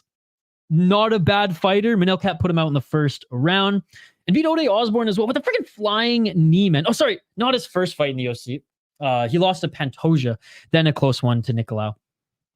So yeah, and I remember actually now, I remember because I followed his career in Ryzen coming into the UFC. Pantoja fight, lost that one. The Nicolau one, I rewatched that one and I was like, yeah, give it to Nicolau.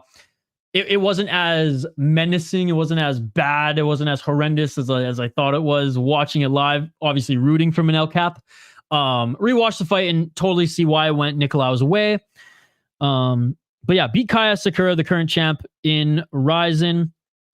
Actually had some pretty good wins. Ito was a good win as well. Nakamura was a good win. And he avenged the loss against Kaya Sakura. Blitzed Horiguchi way too quick, and Horiguchi caught him. Ian McCall was still doing good at that time too. So actually had a very good career in Ryzen before coming over to the UFC. All right, what were some of my notes on this one? Manel Cap. I'm picking him to win this time around. I do think the betting odds should be a little bit closer on this one. But hey, Nicolau's a good underdog at plus 195. I think Manel Cap wins because I think he's going to fight at an even faster pace than he did in their last fight. His pace is relentless. His pressure is always on. He's very good at going in and out of the pocket when he's striking. Even by like the third round, he's got a good gas tank. He's got good head movement. He's got good MMA striking. And shit, man, he's got good wrestling defense as well. Nicolau does have good grappling, though. So it's not like he's going to be completely one-sided there. I do think Manel Cap will hold his own, but Nicolau is still dangerous. I just think Manel Cap is quicker on the feet, man. I think he's quicker on the feet to evade any of those takedowns, to evade any of that dirty boxing, to evade the clinch, and even,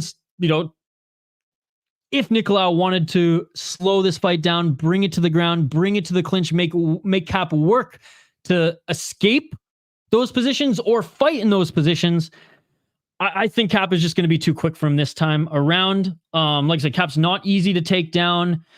And in my opinion, Cap's striking has gotten better since his days in Ryzen. Nicolau, I mean, I don't want to say he's gotten worse. I don't even want to say he's plateaued. He's gotten better, but I just haven't seen the him taking the steps ahead, much like Cap has since their last fight. This is a close one though, which is why again I said I don't necessarily agree with the betting odds being, the way they are right now. But yeah, I'm leaning towards Manel Cap in this one. Nicolau does like to control the fight, but yeah, I just think Manel Cap is ready for this one. I don't think sticking to a similar game plan that he stuck to in their first fight, what feels like many moons ago now, is going to win in this one. It should be a good fight. I think the betting odds should be closer than what they are, but I'm going with Manel Cap. All right.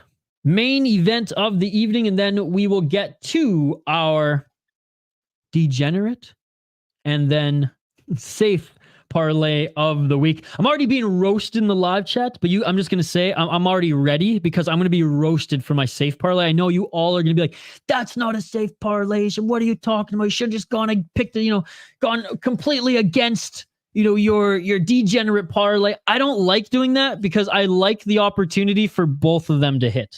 So they're my rules. I'm playing by them. Anyways, Magomed Ankalaev, Johnny Walker 2 in the main event of the evening.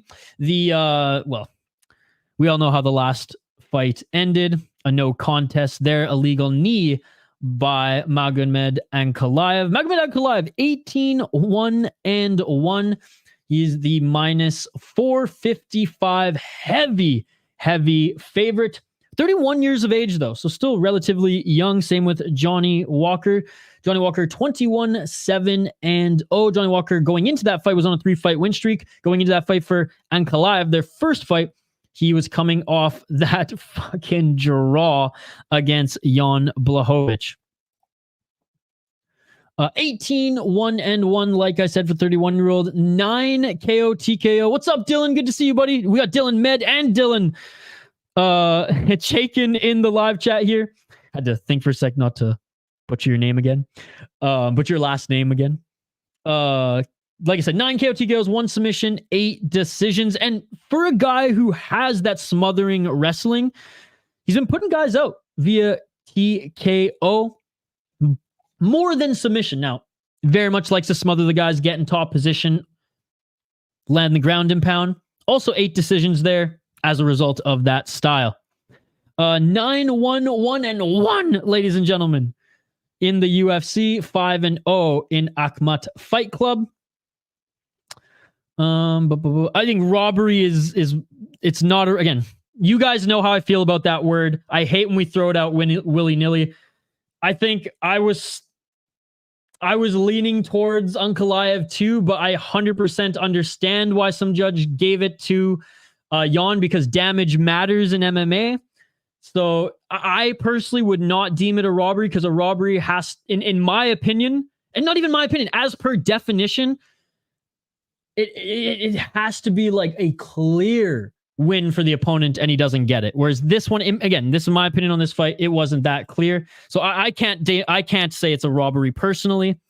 It did suck that it went to a draw. And again, I was leaning on Ankalaev there, but again, I rewatched the fight and damage matters. And I'm glad, I hate to say this, but I'm glad the UFC actually took into account damage for what seems like once in their fucking life. Anyways, the Johnny Walker fight, though, again, I wanted to see more, and I did not think Johnny Walker was out of it just yet. Ankalaev has not been given a good hand in the UFC thus far. I mean, he was supposed to get a title shot after Anthony Smith. Instead, he has to fight Jan Blachowicz. That goes to a draw, sets him back again, fights Johnny Walker for seemingly the title shot next. And that goes to a no contest, and he has to fight him again. Before them was just ripping through the light heavyweight division. Thiago Santos, Ozdemir, Krylov, great win. Kutalaba, who's, he's back and forth, but whatever. Good win. Beat him twice in a row.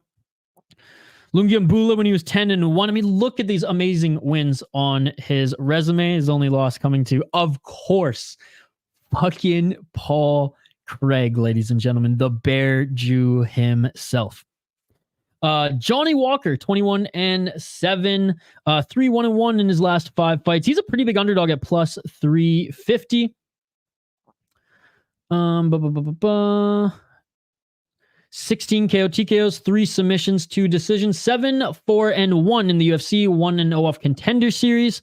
Beat Anthony Smith in his last fight. This for my family. Beat Paul Craig, the man that Ankalaev couldn't. Even though Paul Craig caught him. Beat Unkat Talaba. Decent 3-fight winning streak. Again, Anthony Smith a little long in the tooth. Paul Craig, he's an anomaly. I don't know if beating Paul Craig is good, is like an easy win or a good win anymore, like a bad win or a good win anymore. It's the Bear Jew is an anomaly. Lost to Jamal Hill, lost to Thiago Santos, and actually got absolutely smothered and mauled by Thiago Santos. So this one, I think we have to highlight. If Ankalaev employs this game plan that Thiago Santos did, and Thiago Santos with no knees was able to do that to a Johnny Walker, it could be a tough night for him. It could be a tough night for him. But going off what we saw in that first fight as well, Johnny Walker got a little reckless, got a little flashy, went for the flying knee, didn't work. Ankalaev took him down, but Johnny Walker was out of the worst parts of that position up against the cage. He had his back up against the cage. He got back to a position where he was about to bounce back up, either pushing off one knee and one foot, or just getting his feet planted from his knees and pushing back up. Like the worst of the takedown was over. He was on his way back up and then gets obviously kneed in the face there. I did like how Johnny Walker played possum a little bit too in that fight. I mean, he has been chinny. That has been something that's followed him throughout his career, but in his last 3 fights, he hasn't been. And as crazy as it sounds, he said he stopped smoking weed. He stopped using THC products, even CBD, I think now. And that actually helped him a lot. Now, do I think that's the reason why he's not chinny? No, but just health-wise, mental health-wise, maybe he's training better. Maybe, I don't know. But that's that, again, weird storyline that we're going with, much like the guy who beats all the undefeated fighters going up against Basharat. This is one of those weird storylines too. It's like, is a THC-less Johnny Walker, is a cannabis, the irony here, is a cannabis-less Johnny Walker a mythical creature. Maybe. I think this either ends by a finish from Johnny Walker or a boring ass smothering from Ankalaev. I shouldn't say that boring ass. He will throw some ground and pound. I just think Johnny Walker is going to be a little bit too scrambly from the bottom, because I honestly think Ankalaev is going to have to control him the way that Thiago Santos did to get the win. Having said that, based on what I saw in the first fight, not much of a fight, but based on what I saw there, and based off honestly not picking a lot of underdogs, I'm going with Johnny Walker. I think he cracks him, man. I think he cracks him. I want to see him play possum so bad and crack him with a knee or elbow or something. Yeah, going with Johnny Walker on this one. JL, you're right. I'm wrong. We already know this, buddy. Everything JL says is right, ladies and gentlemen. We're not allowed to have opinions here, but I'm giving one regardless. Sue me, JL. I think he's way more dangerous of a striker. He's got so much more reach on Ankalaev. He's taller than Ankalaev. Hopefully he's not as reckless, because Ankalaev can catch that leg and take him to the ground. But yeah, I just think he has more of a finishing ability. One of those high ceiling, low floors, whereas Ankalaev has a high floor, low ceiling. And I can't believe I'm saying low ceiling for a guy who's 18-1-1. But you guys know what I mean there. I don't want to say it's easy to game plan for Ankalaev, but we know his strengths at this point. We know his weaknesses.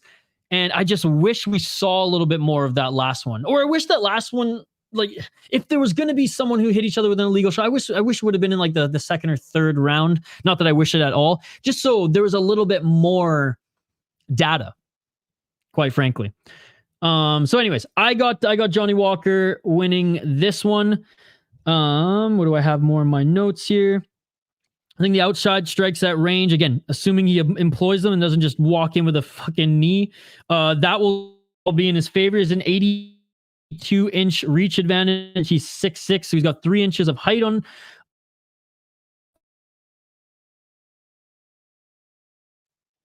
Sorry about that. He has 3 inches of height on Magomed, and he's got 7 inches of reach on him as well. Again, he's got to use that to his strengths, though. But I definitely think the path is there. And if they get into a clinch, man, Johnny Walker's elbows are nasty, dude.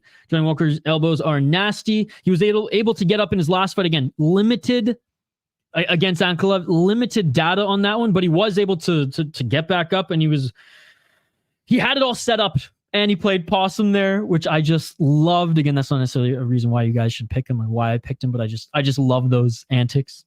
Some of the craziest UFC knockouts that I remember because of those antics.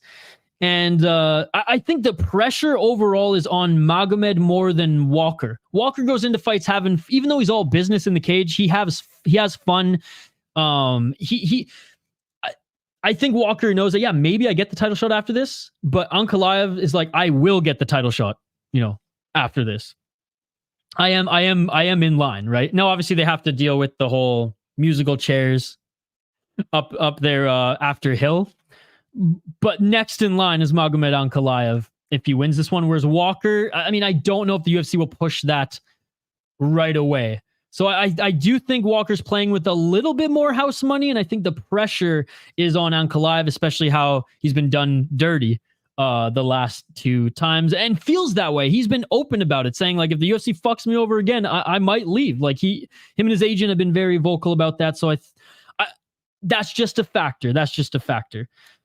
I truly believe Walker knows the assignment, like I talked about a little bit earlier, in that it's pretty telegraphed now. It's pretty clear what Ankalaev's strengths and weaknesses are. I mean, it's pretty clear in Johnny Walker too, but the trump card for Johnny Walker is he's got fucking unorthodox and dangerous strikes that sometimes can come out of nowhere, and that reach even helps with his elbow strikes.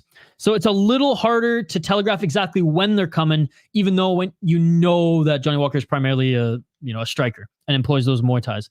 I think Johnny Walker is a better finisher, but Ankalaev, like just pure finisher after like that one shot or that one shot to drop your opponent.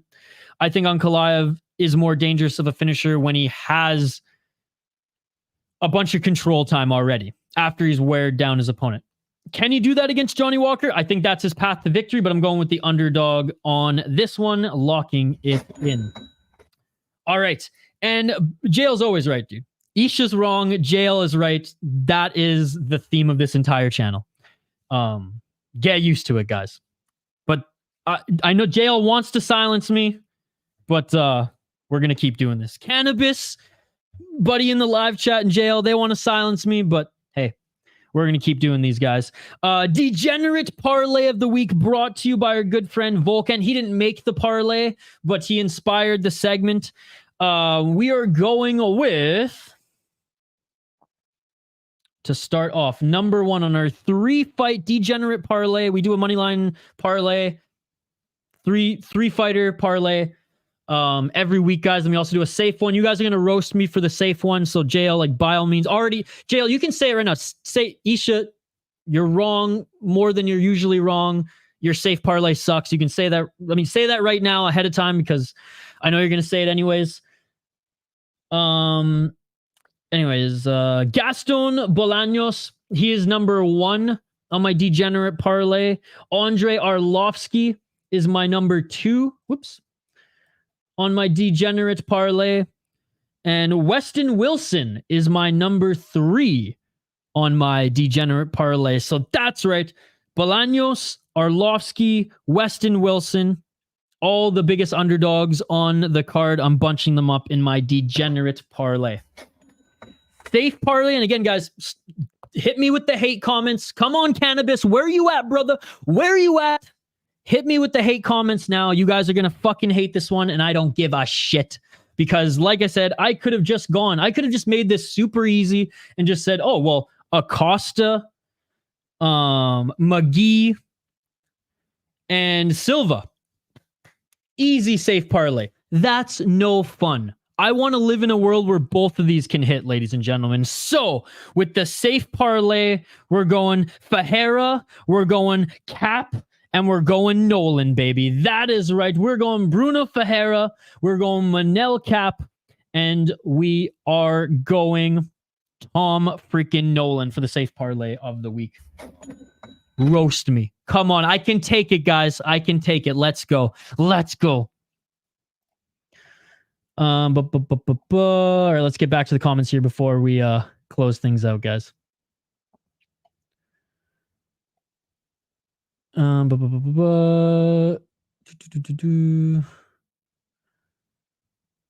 agree with you. Honestly, don't see review Perez as a legit Sears champion. Oh, that's something I left off in the all the things that I've been learning from Jail is Pereira actually is not a good combat sports athlete. That's another thing I learned. When Walker wins, none of it matters. Yeah, most people agree with you on Ankalaev being raw, but it is what it is. Again, I'm just glad that the UFC are actually judging the way they're supposed to be judging on damage. And again, you're probably right. As you know, Volkan, I'm always wrong. JL's always right. You're always right too, buddy. I'm always wrong. But in my wrong opinion, I will say that, because it is wrong, you guys know this, is that Ankalaev probably had one round on Jan. Probably. But damage matters. Damage matters, and I love to see that, because the UFC usually doesn't give a fuck about damage, even though it's the top of their criteria. Could have went either way. No one put a stamp on the fight. SBG Ireland product still seems odd to me for some reason. Yeah, SBG doesn't really pump out the best fighters. Let's be perfectly honest. You say damage matters, but he turned it up with the damage leg. Isn't that impressive at all? No, sure, but this is a 10-point must system fight. Like, again, Volkan, you're right, dude. I'm wrong. I'm trying to make a case for my wrong take here. It's impressive. And if it was in Ryzen, if it was in One Championship, if it was in Deep, 100% he would win. Unfortunately, we're in the 10-point must system, right? And that's one of the reasons why I hate the 10-point must system. It's not like he was down again. And Volkan, great point there, but that point is better suited for an argument for fighters in Ryzen and One Championship, right? With the superior rule set, not this fucked UFC rule set. Which again, I'm glad that they have damage as their number one, and choose to follow it maybe once or twice in a year. I'm glad I got robbed. Let's be okay. I'm not even going to read that. Ankalaev fumbles the bag every time he's in the spotlight, and he will do it again. Walker decision, guys. I called it since it was plus 800, but it is no lock by any means. Just good value at plus 490, in my opinion. Maybe over 2.5 rounds for plus money, but I don't know. Small bet on decision, dude. That's gonna win you some money, baby. Yep. He stopped T. Oh, okay, he stopped TCB. Uses CBD, if I'm correct. Okay, I thought he just like cut it all out. Ankalaev versus Pereira would make me a massive Dagestani fanboy for the night. Sorry, but we need the belt and division to be moving on. Pereira just got the belt. JL again. I'm learning from JL. I mean, I'm learning so much. I thought I was an MMA fan, but apparently I wasn't. Apparently I'm not. To be perfectly honest, because Pereira is actually not a good MMA fighter or really a good combat sports guy at all. To be perfectly honest, I remember that. Walker has the ability to finish Ankalaev. Hasn't showed us that on top. I'm wrong, JL. I'm wrong. But again, JL, you've accomplished what you want. You came into the stream to get a reaction out of me. I give you a reaction, and now you're still unhappy. I don't know what you want me to do, brother. I don't know what you want me to do. I'm glad I finished Smith. Walker didn't. Walker by flying knee, KO knee in round 1. If he lands and doesn't get taken down. It's because I had a bet on Walker decision. Max might be on to something too. Smith started talking and messed with Walker's head. Gotta protect my family. You're attacking my family. Smith talking would give me a headache if I was fighting him. Like, shut up. I thought your favorite podcast is his podcast. Walker by KO second round. I've been waiting Smith. So shut up since I've been waiting for Smith to shut up since he fought John Jones. No, if Walker wins, he gets it next. Jan, Yuri, Rakic are all coming off losses. You're right, Jail. It is a number 1 contender fight. Walker isn't ready for Pereira. Pereira can't big brother him. Walker is much bigger than Pereira. Walker is not much bigger than Pereira. They're probably about the same size. Jamal gets the next shot. Watch. Yeah, that's what I'm saying. Jamal gets the next shot, right? That's what I meant, musical chairs, Jail. I wasn't saying that like neither Walker or Ankalaev were deserving of a title shot. But Jamal Hill has to be the next one if he's healthy, right? Ankalaev will win convincingly or get put out cold, either one. Yeah, so that's where I'm kind of leaning as well. Miller is a risky pick. Against his opponent, I won't say it's a risky pick, JL. I know you're always right. I'm wrong, so you're right. Maybe I am wrong. Maybe this is a risky pick. But again, to defend my wrong take, yeah, it's ring rust, right? He hasn't fought in so long, and that's one of the biggest things. Whereas Miller, despite his age, has been active and has looked good active as well. Leafs lost in OT. This is wrong. JL is always right, dude. BJ Penn is a bum. JL is right. Walker will win. That's definitely for the degenerates. I'm locking it in, Andrew. See you in Valhalla. Why is Silva such a massive favorite? I took a look at his opponents, and yeah, there's no way you should have been that much of a favorite. JL, we went over this already, buddy. We went over this already. You got to look at his opponent, dude. Westin Wilson. This is why. Because I said the same thing when I first looked at it. I was like, what the hell? He's that much of a favorite. This is why, dude. And again, Joe Anderson Brito, he's a good fighter. He lost early, so there wasn't a lot of data to, footage to take from that. But I can say that, you lose to Joe Anderson Brito, that's not the worst thing to happen because he's very, very good. It's nothing to be ridiculed of or about anyways. But yeah, his resume is not that good, dude. It's not that good. I really do not know why he's in the UFC. But again, Matt X, by the way, the former Ant-Man. It's good to see you, buddy. Welcome back to the chat. Thank you for commenting on the short that we posted today. That's really degen, but I like the value there. Imagine choosing Kape as a safe. I told you, roast me. I'm out. Much love. Peace out. Thank you so much for all the support, Denial. Have a great evening. I like it, bro. Most inconsistent fighter on the card, Phil Hawes. Dude, yeah. Shout out to the Ant-Man channel. Matt X. Look at Andrew supporting Rigo, supporting Pick'em MMA, supporting Hockey from Home, and Matt X. What a beauty. Dude, I swear, man, I am wrong all the time. Ask JL. He knows. It's not cute. It's actually quite sad, to be perfectly honest. I'm just doing what you want, buddy. I'm just doing what you want. My Tapology speaks for itself. Johnny Walker going to highlight the Russian. I mean, Jail, you came in the chat looking for a reaction. What the fuck do you want me to say? I get what you say. I will rewatch that fight this weekend. Ryzen's superior rule set. I'm sorry, what? Absolutely. Absolutely. PFL worst rule set. Yep. Walker's bigger than Pereira. Jamal Hill's is never getting the shot. I don't know if you know this, Funkmaster, but Jamal Hill's actually the greatest light heavyweight of all time. Jamal doesn't deserve next. Hey, what's up, Dylan? Thank you. I do not deserve this donation at all. Wait, for me getting bloodthirst to scalp cannabis bitch. Thank you so much. You don't have to dude, you don't have to donate. Seriously. Dylan has gone ham this stream.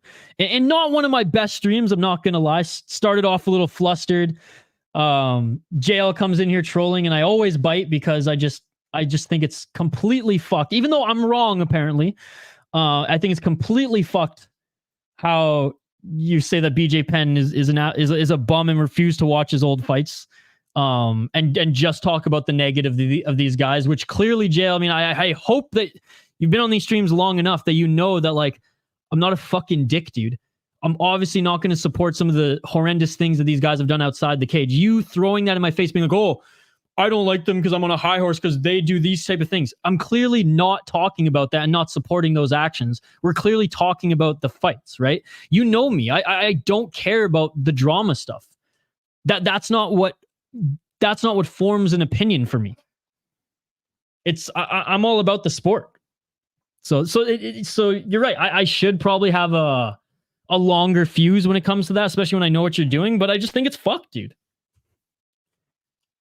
And you clearly know it gets a reaction out of me and you keep doing it, and then when I give you a reaction and get fucking salty and annoyed, and mind you, still with a smile on my face, then you don't like that. So it's like, I can't win, buddy. I can't entertain you. I'm never right, and I'm sorry. At the end of the day, I don't know what else to say, Jail, but I'm sorry.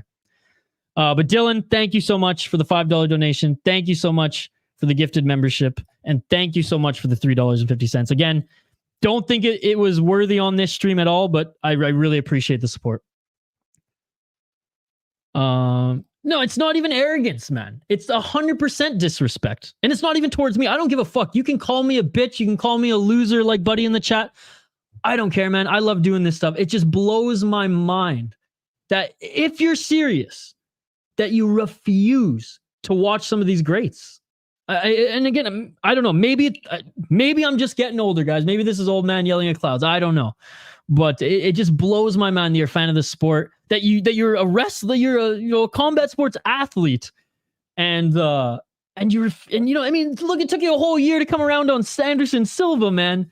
Like, wasn't it not entertaining watching him fight? Like, that's just what I don't understand. That's what makes me tick. So there you go. Hey, it's always good to have you as well.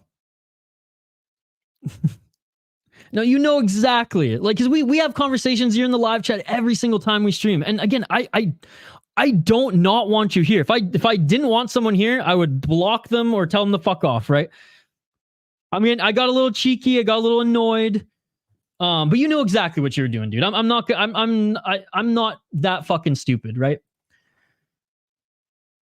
No, I'm not that fucking stupid, dude. He knows what he's doing.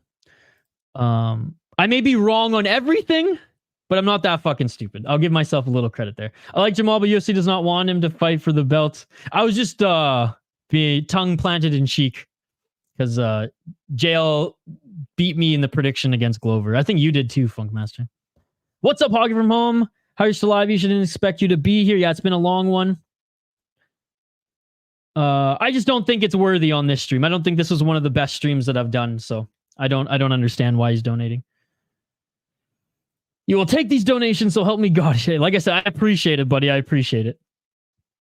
No more SDPN due to financial issues. 3-0 Canucks. Nice.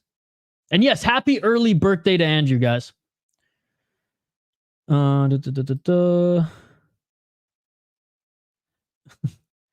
Dude, like I said, JL, we got like a brotherly relationship. We fight all the time, and he knows me well enough now to know what makes me tick. So I refuse to believe that. Oh, I just came in here just putting out a point there just to see. Didn't mean to sit. No, you knew exactly what you were doing. And hey, you got a reaction out of me. You won again, just like on the membership stream.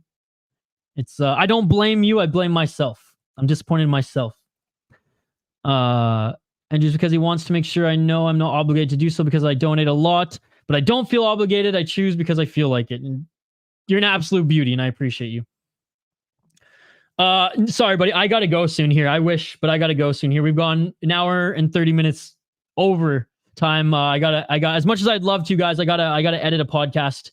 I gotta eat dinner. I gotta actually get back to work. Hot take: Dana should make Nick Diaz versus Conor McGregor for UFC 300. Nick Diaz, not Nate Diaz. Okay, that's a hot take. Even hotter take. I don't want to see Conor at all on UFC 300. I could care less about Conor ever even coming back to the UFC, personally. It's tongue-in-cheek most of the time with some people. Okay. I will try to start reading it more tongue-in-cheek. And I know there was a stretch where I was giving you the benefit of the doubt, but based off of last membership stream, I was like, JL knows exactly what he's doing here. To be fair, you don't think Bilal is the GOAT. I know. No, that's what I'm saying. No, Funkmaster, I'm wrong. JL's right. You either die a hero or live long enough to become the villain. Yes. Good old Spider-Man quote. I got humbled. Good stream. Looking forward to the next stream. It was an awful stream. You didn't get humbled. But I appreciate you, JL. We already did. You missed it. Yes, tomorrow morning I will be covering one. Unfortunately, I will not be covering one tomorrow night for Fight Night 18 because I will be at LFA 170. JL, be your verbal fortitude tutor. I'll turn you into the Dragon Warrior of being able to withstand bad. Oh, man. Oh, I'll step in and keep the stream going. Nick shouldn't be fighting ever again. Yeah. Thanks for stream, bro. Have a great night. 2.5 hours even. See you tomorrow. I cannot believe this went 2.5 hours, guys. You guys are awesome. Appreciate you. Oh, gotcha. I'll watch it when it's posted. Hell yeah. Good thing JL's here to stir the pot when I'm not here. Right? Oh my goodness. Well, I love you both like brothers, but for fuck's sakes, between Benjamin singing the BK song, between Funkmaster reminding me of every bad pick I've made, and between JL knowing exactly what makes me tick, more so than Benjamin these days. Yeah, it wasn't my strongest showing today. Oh, I guess I didn't sing happy birthday, but we gave a... I wished Andrew happy birthday already in the last segment. Oh, well, I'm glad they got you a new one, Hog from home. Funkmaster, you're a peacemaker. You don't stir the pot. Oh, man. 2.5 hours, man. I guess, you know what? I will say, if you guys made it this long, sifting through the timestamps, I appreciate you guys. I appreciate you all. My apologies for this stream not being my best showing. I got flustered in the beginning with all the comments. I guess I was still just so focused on, okay, jump on, run down the fights, get off and go, edit and do your things because like I said, I just recorded a podcast. So I will take full responsibility for not being in the best mindset for this stream as far as like prepared and quite frankly, remembering, how buzzing the live chat is always when we do these live. So my sincere apologies for having a flustered start of the stream. I hope you guys did enjoy the rundown. And again, JL broke me again. What can I say? He knows what grinds my gears. You guys can say in the live show, you fucking suck, you're a loser, you don't know shit. And I'll just, whatever, man. I just love, I'm no expert. I just love doing this for fun. It's when you go after the old fighters, though, the legends.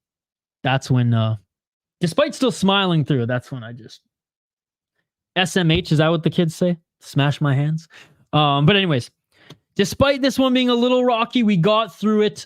Shout out to Volcan for inspiring the degenerate and safe parlays of the week. Shout out to everyone who stuck by throughout this. If you're just sifting through it and you've landed here, timestamps, or you missed any beforehand, timestamps will be posted in the comment section, in the description of the video, right after this is posted.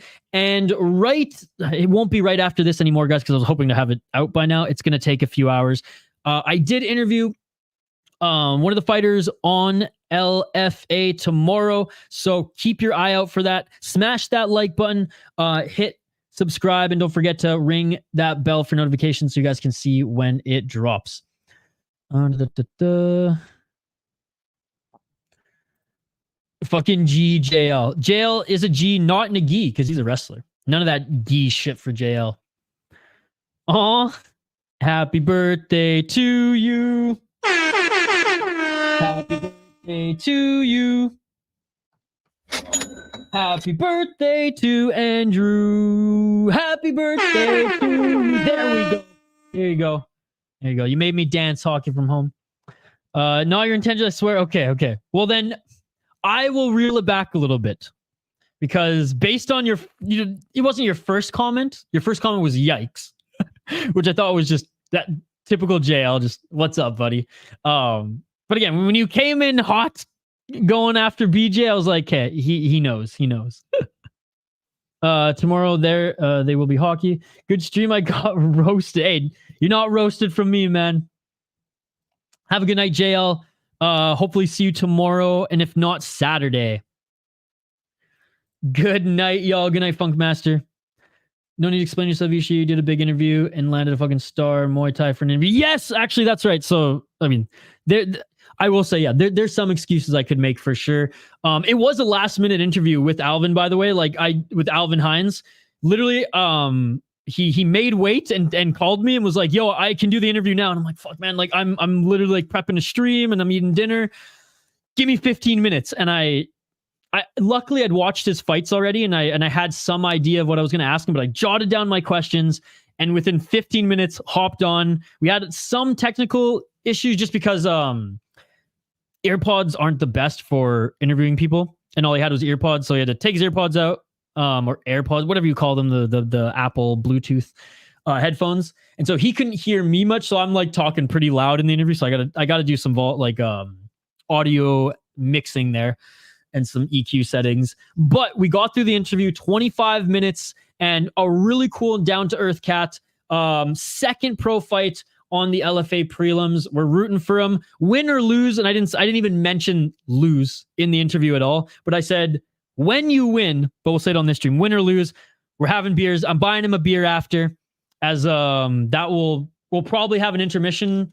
Well, there will be an intermission at the show before the main card. And they even take an intermission going from the YouTube prelims to the Fight Pass prelims.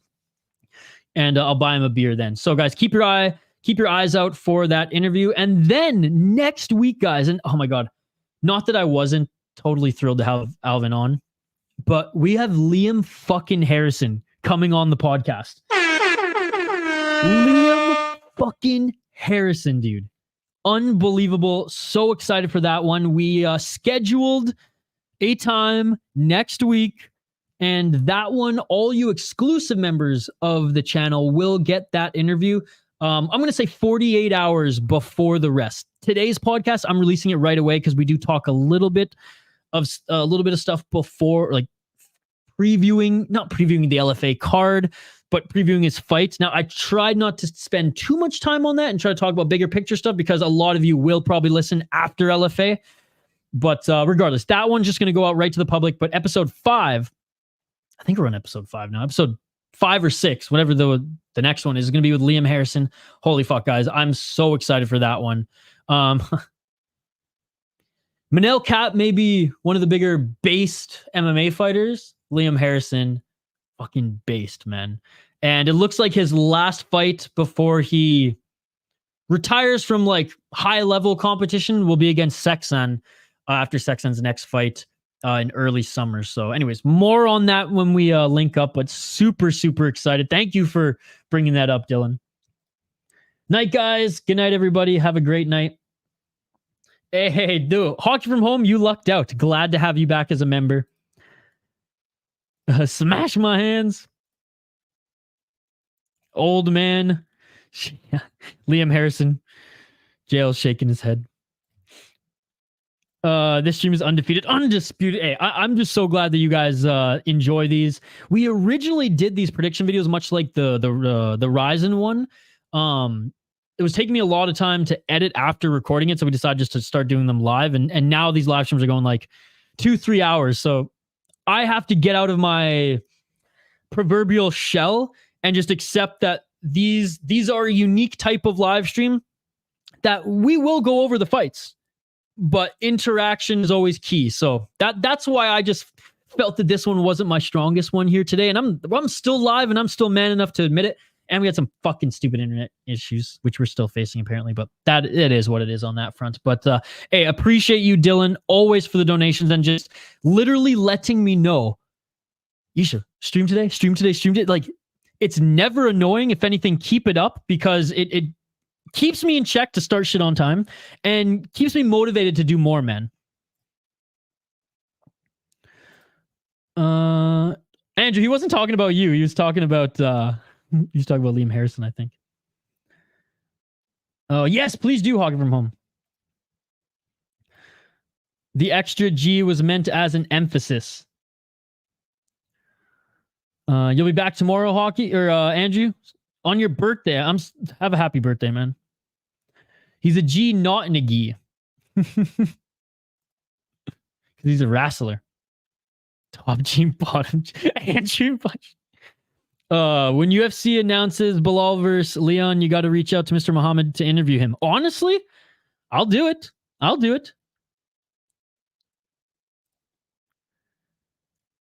He's a J. A. I'm going with the middle G.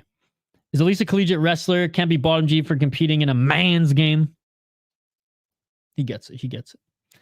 Tomorrow morning, buddy. Tomorrow morning and then Saturday morning, we will be recapping and watching one Fight Night 18. I know it's going to already have happened, but I'm not going to be able to see it because I'm going to be at LFA.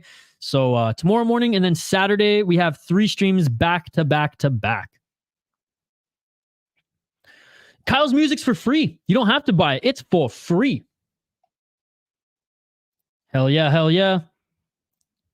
Hey, appreciate you, Western Mass Climber. Yeah, dude, that would be an awesome interview, Hockey from Home.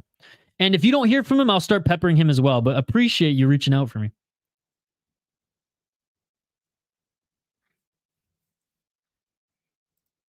I think you meant you MMA experts. Oh, like the custom CDs. He has them. Oh, and he was talking about doing extra merch. Well, he has some that are still for sale. So you can contact Kyle. Honestly, Hockey, I'm really bad at being like, yo, Isha, tell Kyle this, tell Hoppy that. Directly message Kyle either on or in the Discord.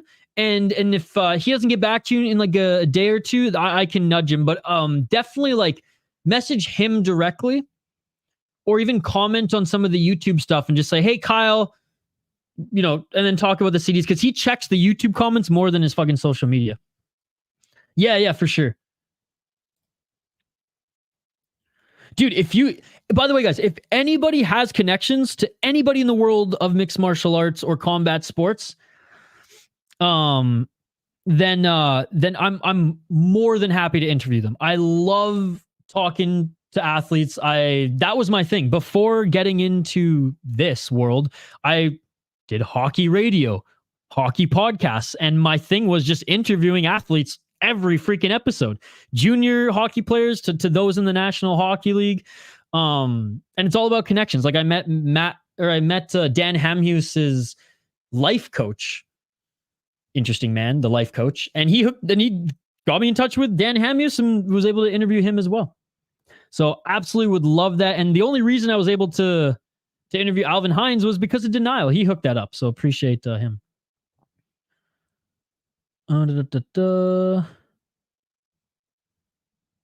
Read Western Mass Climber. What did I miss? Oh, Hockey from Home. Cool to see you in MMA Experts. Don't you mean MMA Expert? Was it MMA Hockey from MMA Experts? I don't even think I'm subscribed to MMA Experts. I don't know. Is that the comment you're referring to? Oh, in MMA Experts channel. Got you. Were you guys talking about Pick'em MMA or Expert MMA? But anyways. Now I understand. When I get these fights, we need to do an interview in person and we'll blaze out. Dude, absolutely. Whether your fight's in Minnesota or I come out to Vegas, 100%. We're doing that one, Funkmaster, live because we're going to be playing some music together. You're going to be freestyling for me live on the podcast, and we're going to be rolling them blunts, ladies and gentlemen. Let's go. I'm going to talk to him as soon as the UFC fight night is done. He's going to be out of pocket, preparing till then. Oh, yeah. I don't want to hear from him until win or lose for a little bit after. But absolutely, just, out of respect and all that. Alvin called me today for the interview, right? Because we've been trying to set up for a couple weeks. And what's cool about his story is he literally signed his bout agreement yesterday, guys. Alvin Hines, fighting in his second pro fight in mixed martial arts, signed his bout agreement yesterday because he's had 5 fights canceled this year. And I'm not going to tell you why. It's not necessarily the fighters. It's on both the fighters and the promotion, but he goes into it, so I'll let him speak on it in the podcast. For semi. Yeah. Either or, Hockey from Home. Either or. Email or Discord works. My comment got filtered. 10-7 MMA, guys. Sorry, Wes. I didn't know what you're talking about. I was getting confused with Pick'em MMA and MMA Experts. Thanks, Hockey from Home. And again, if you don't hear from him, that's all good, but I appreciate you helping out. Anyways, guys, I got to run. I got a freaking podcast to edit. Thank you all so much for joining. If you made it this far, smash that like button and subscribe. Bilal is God. JL is right. And I will see you folks on the next one. Peace. Emotional damage.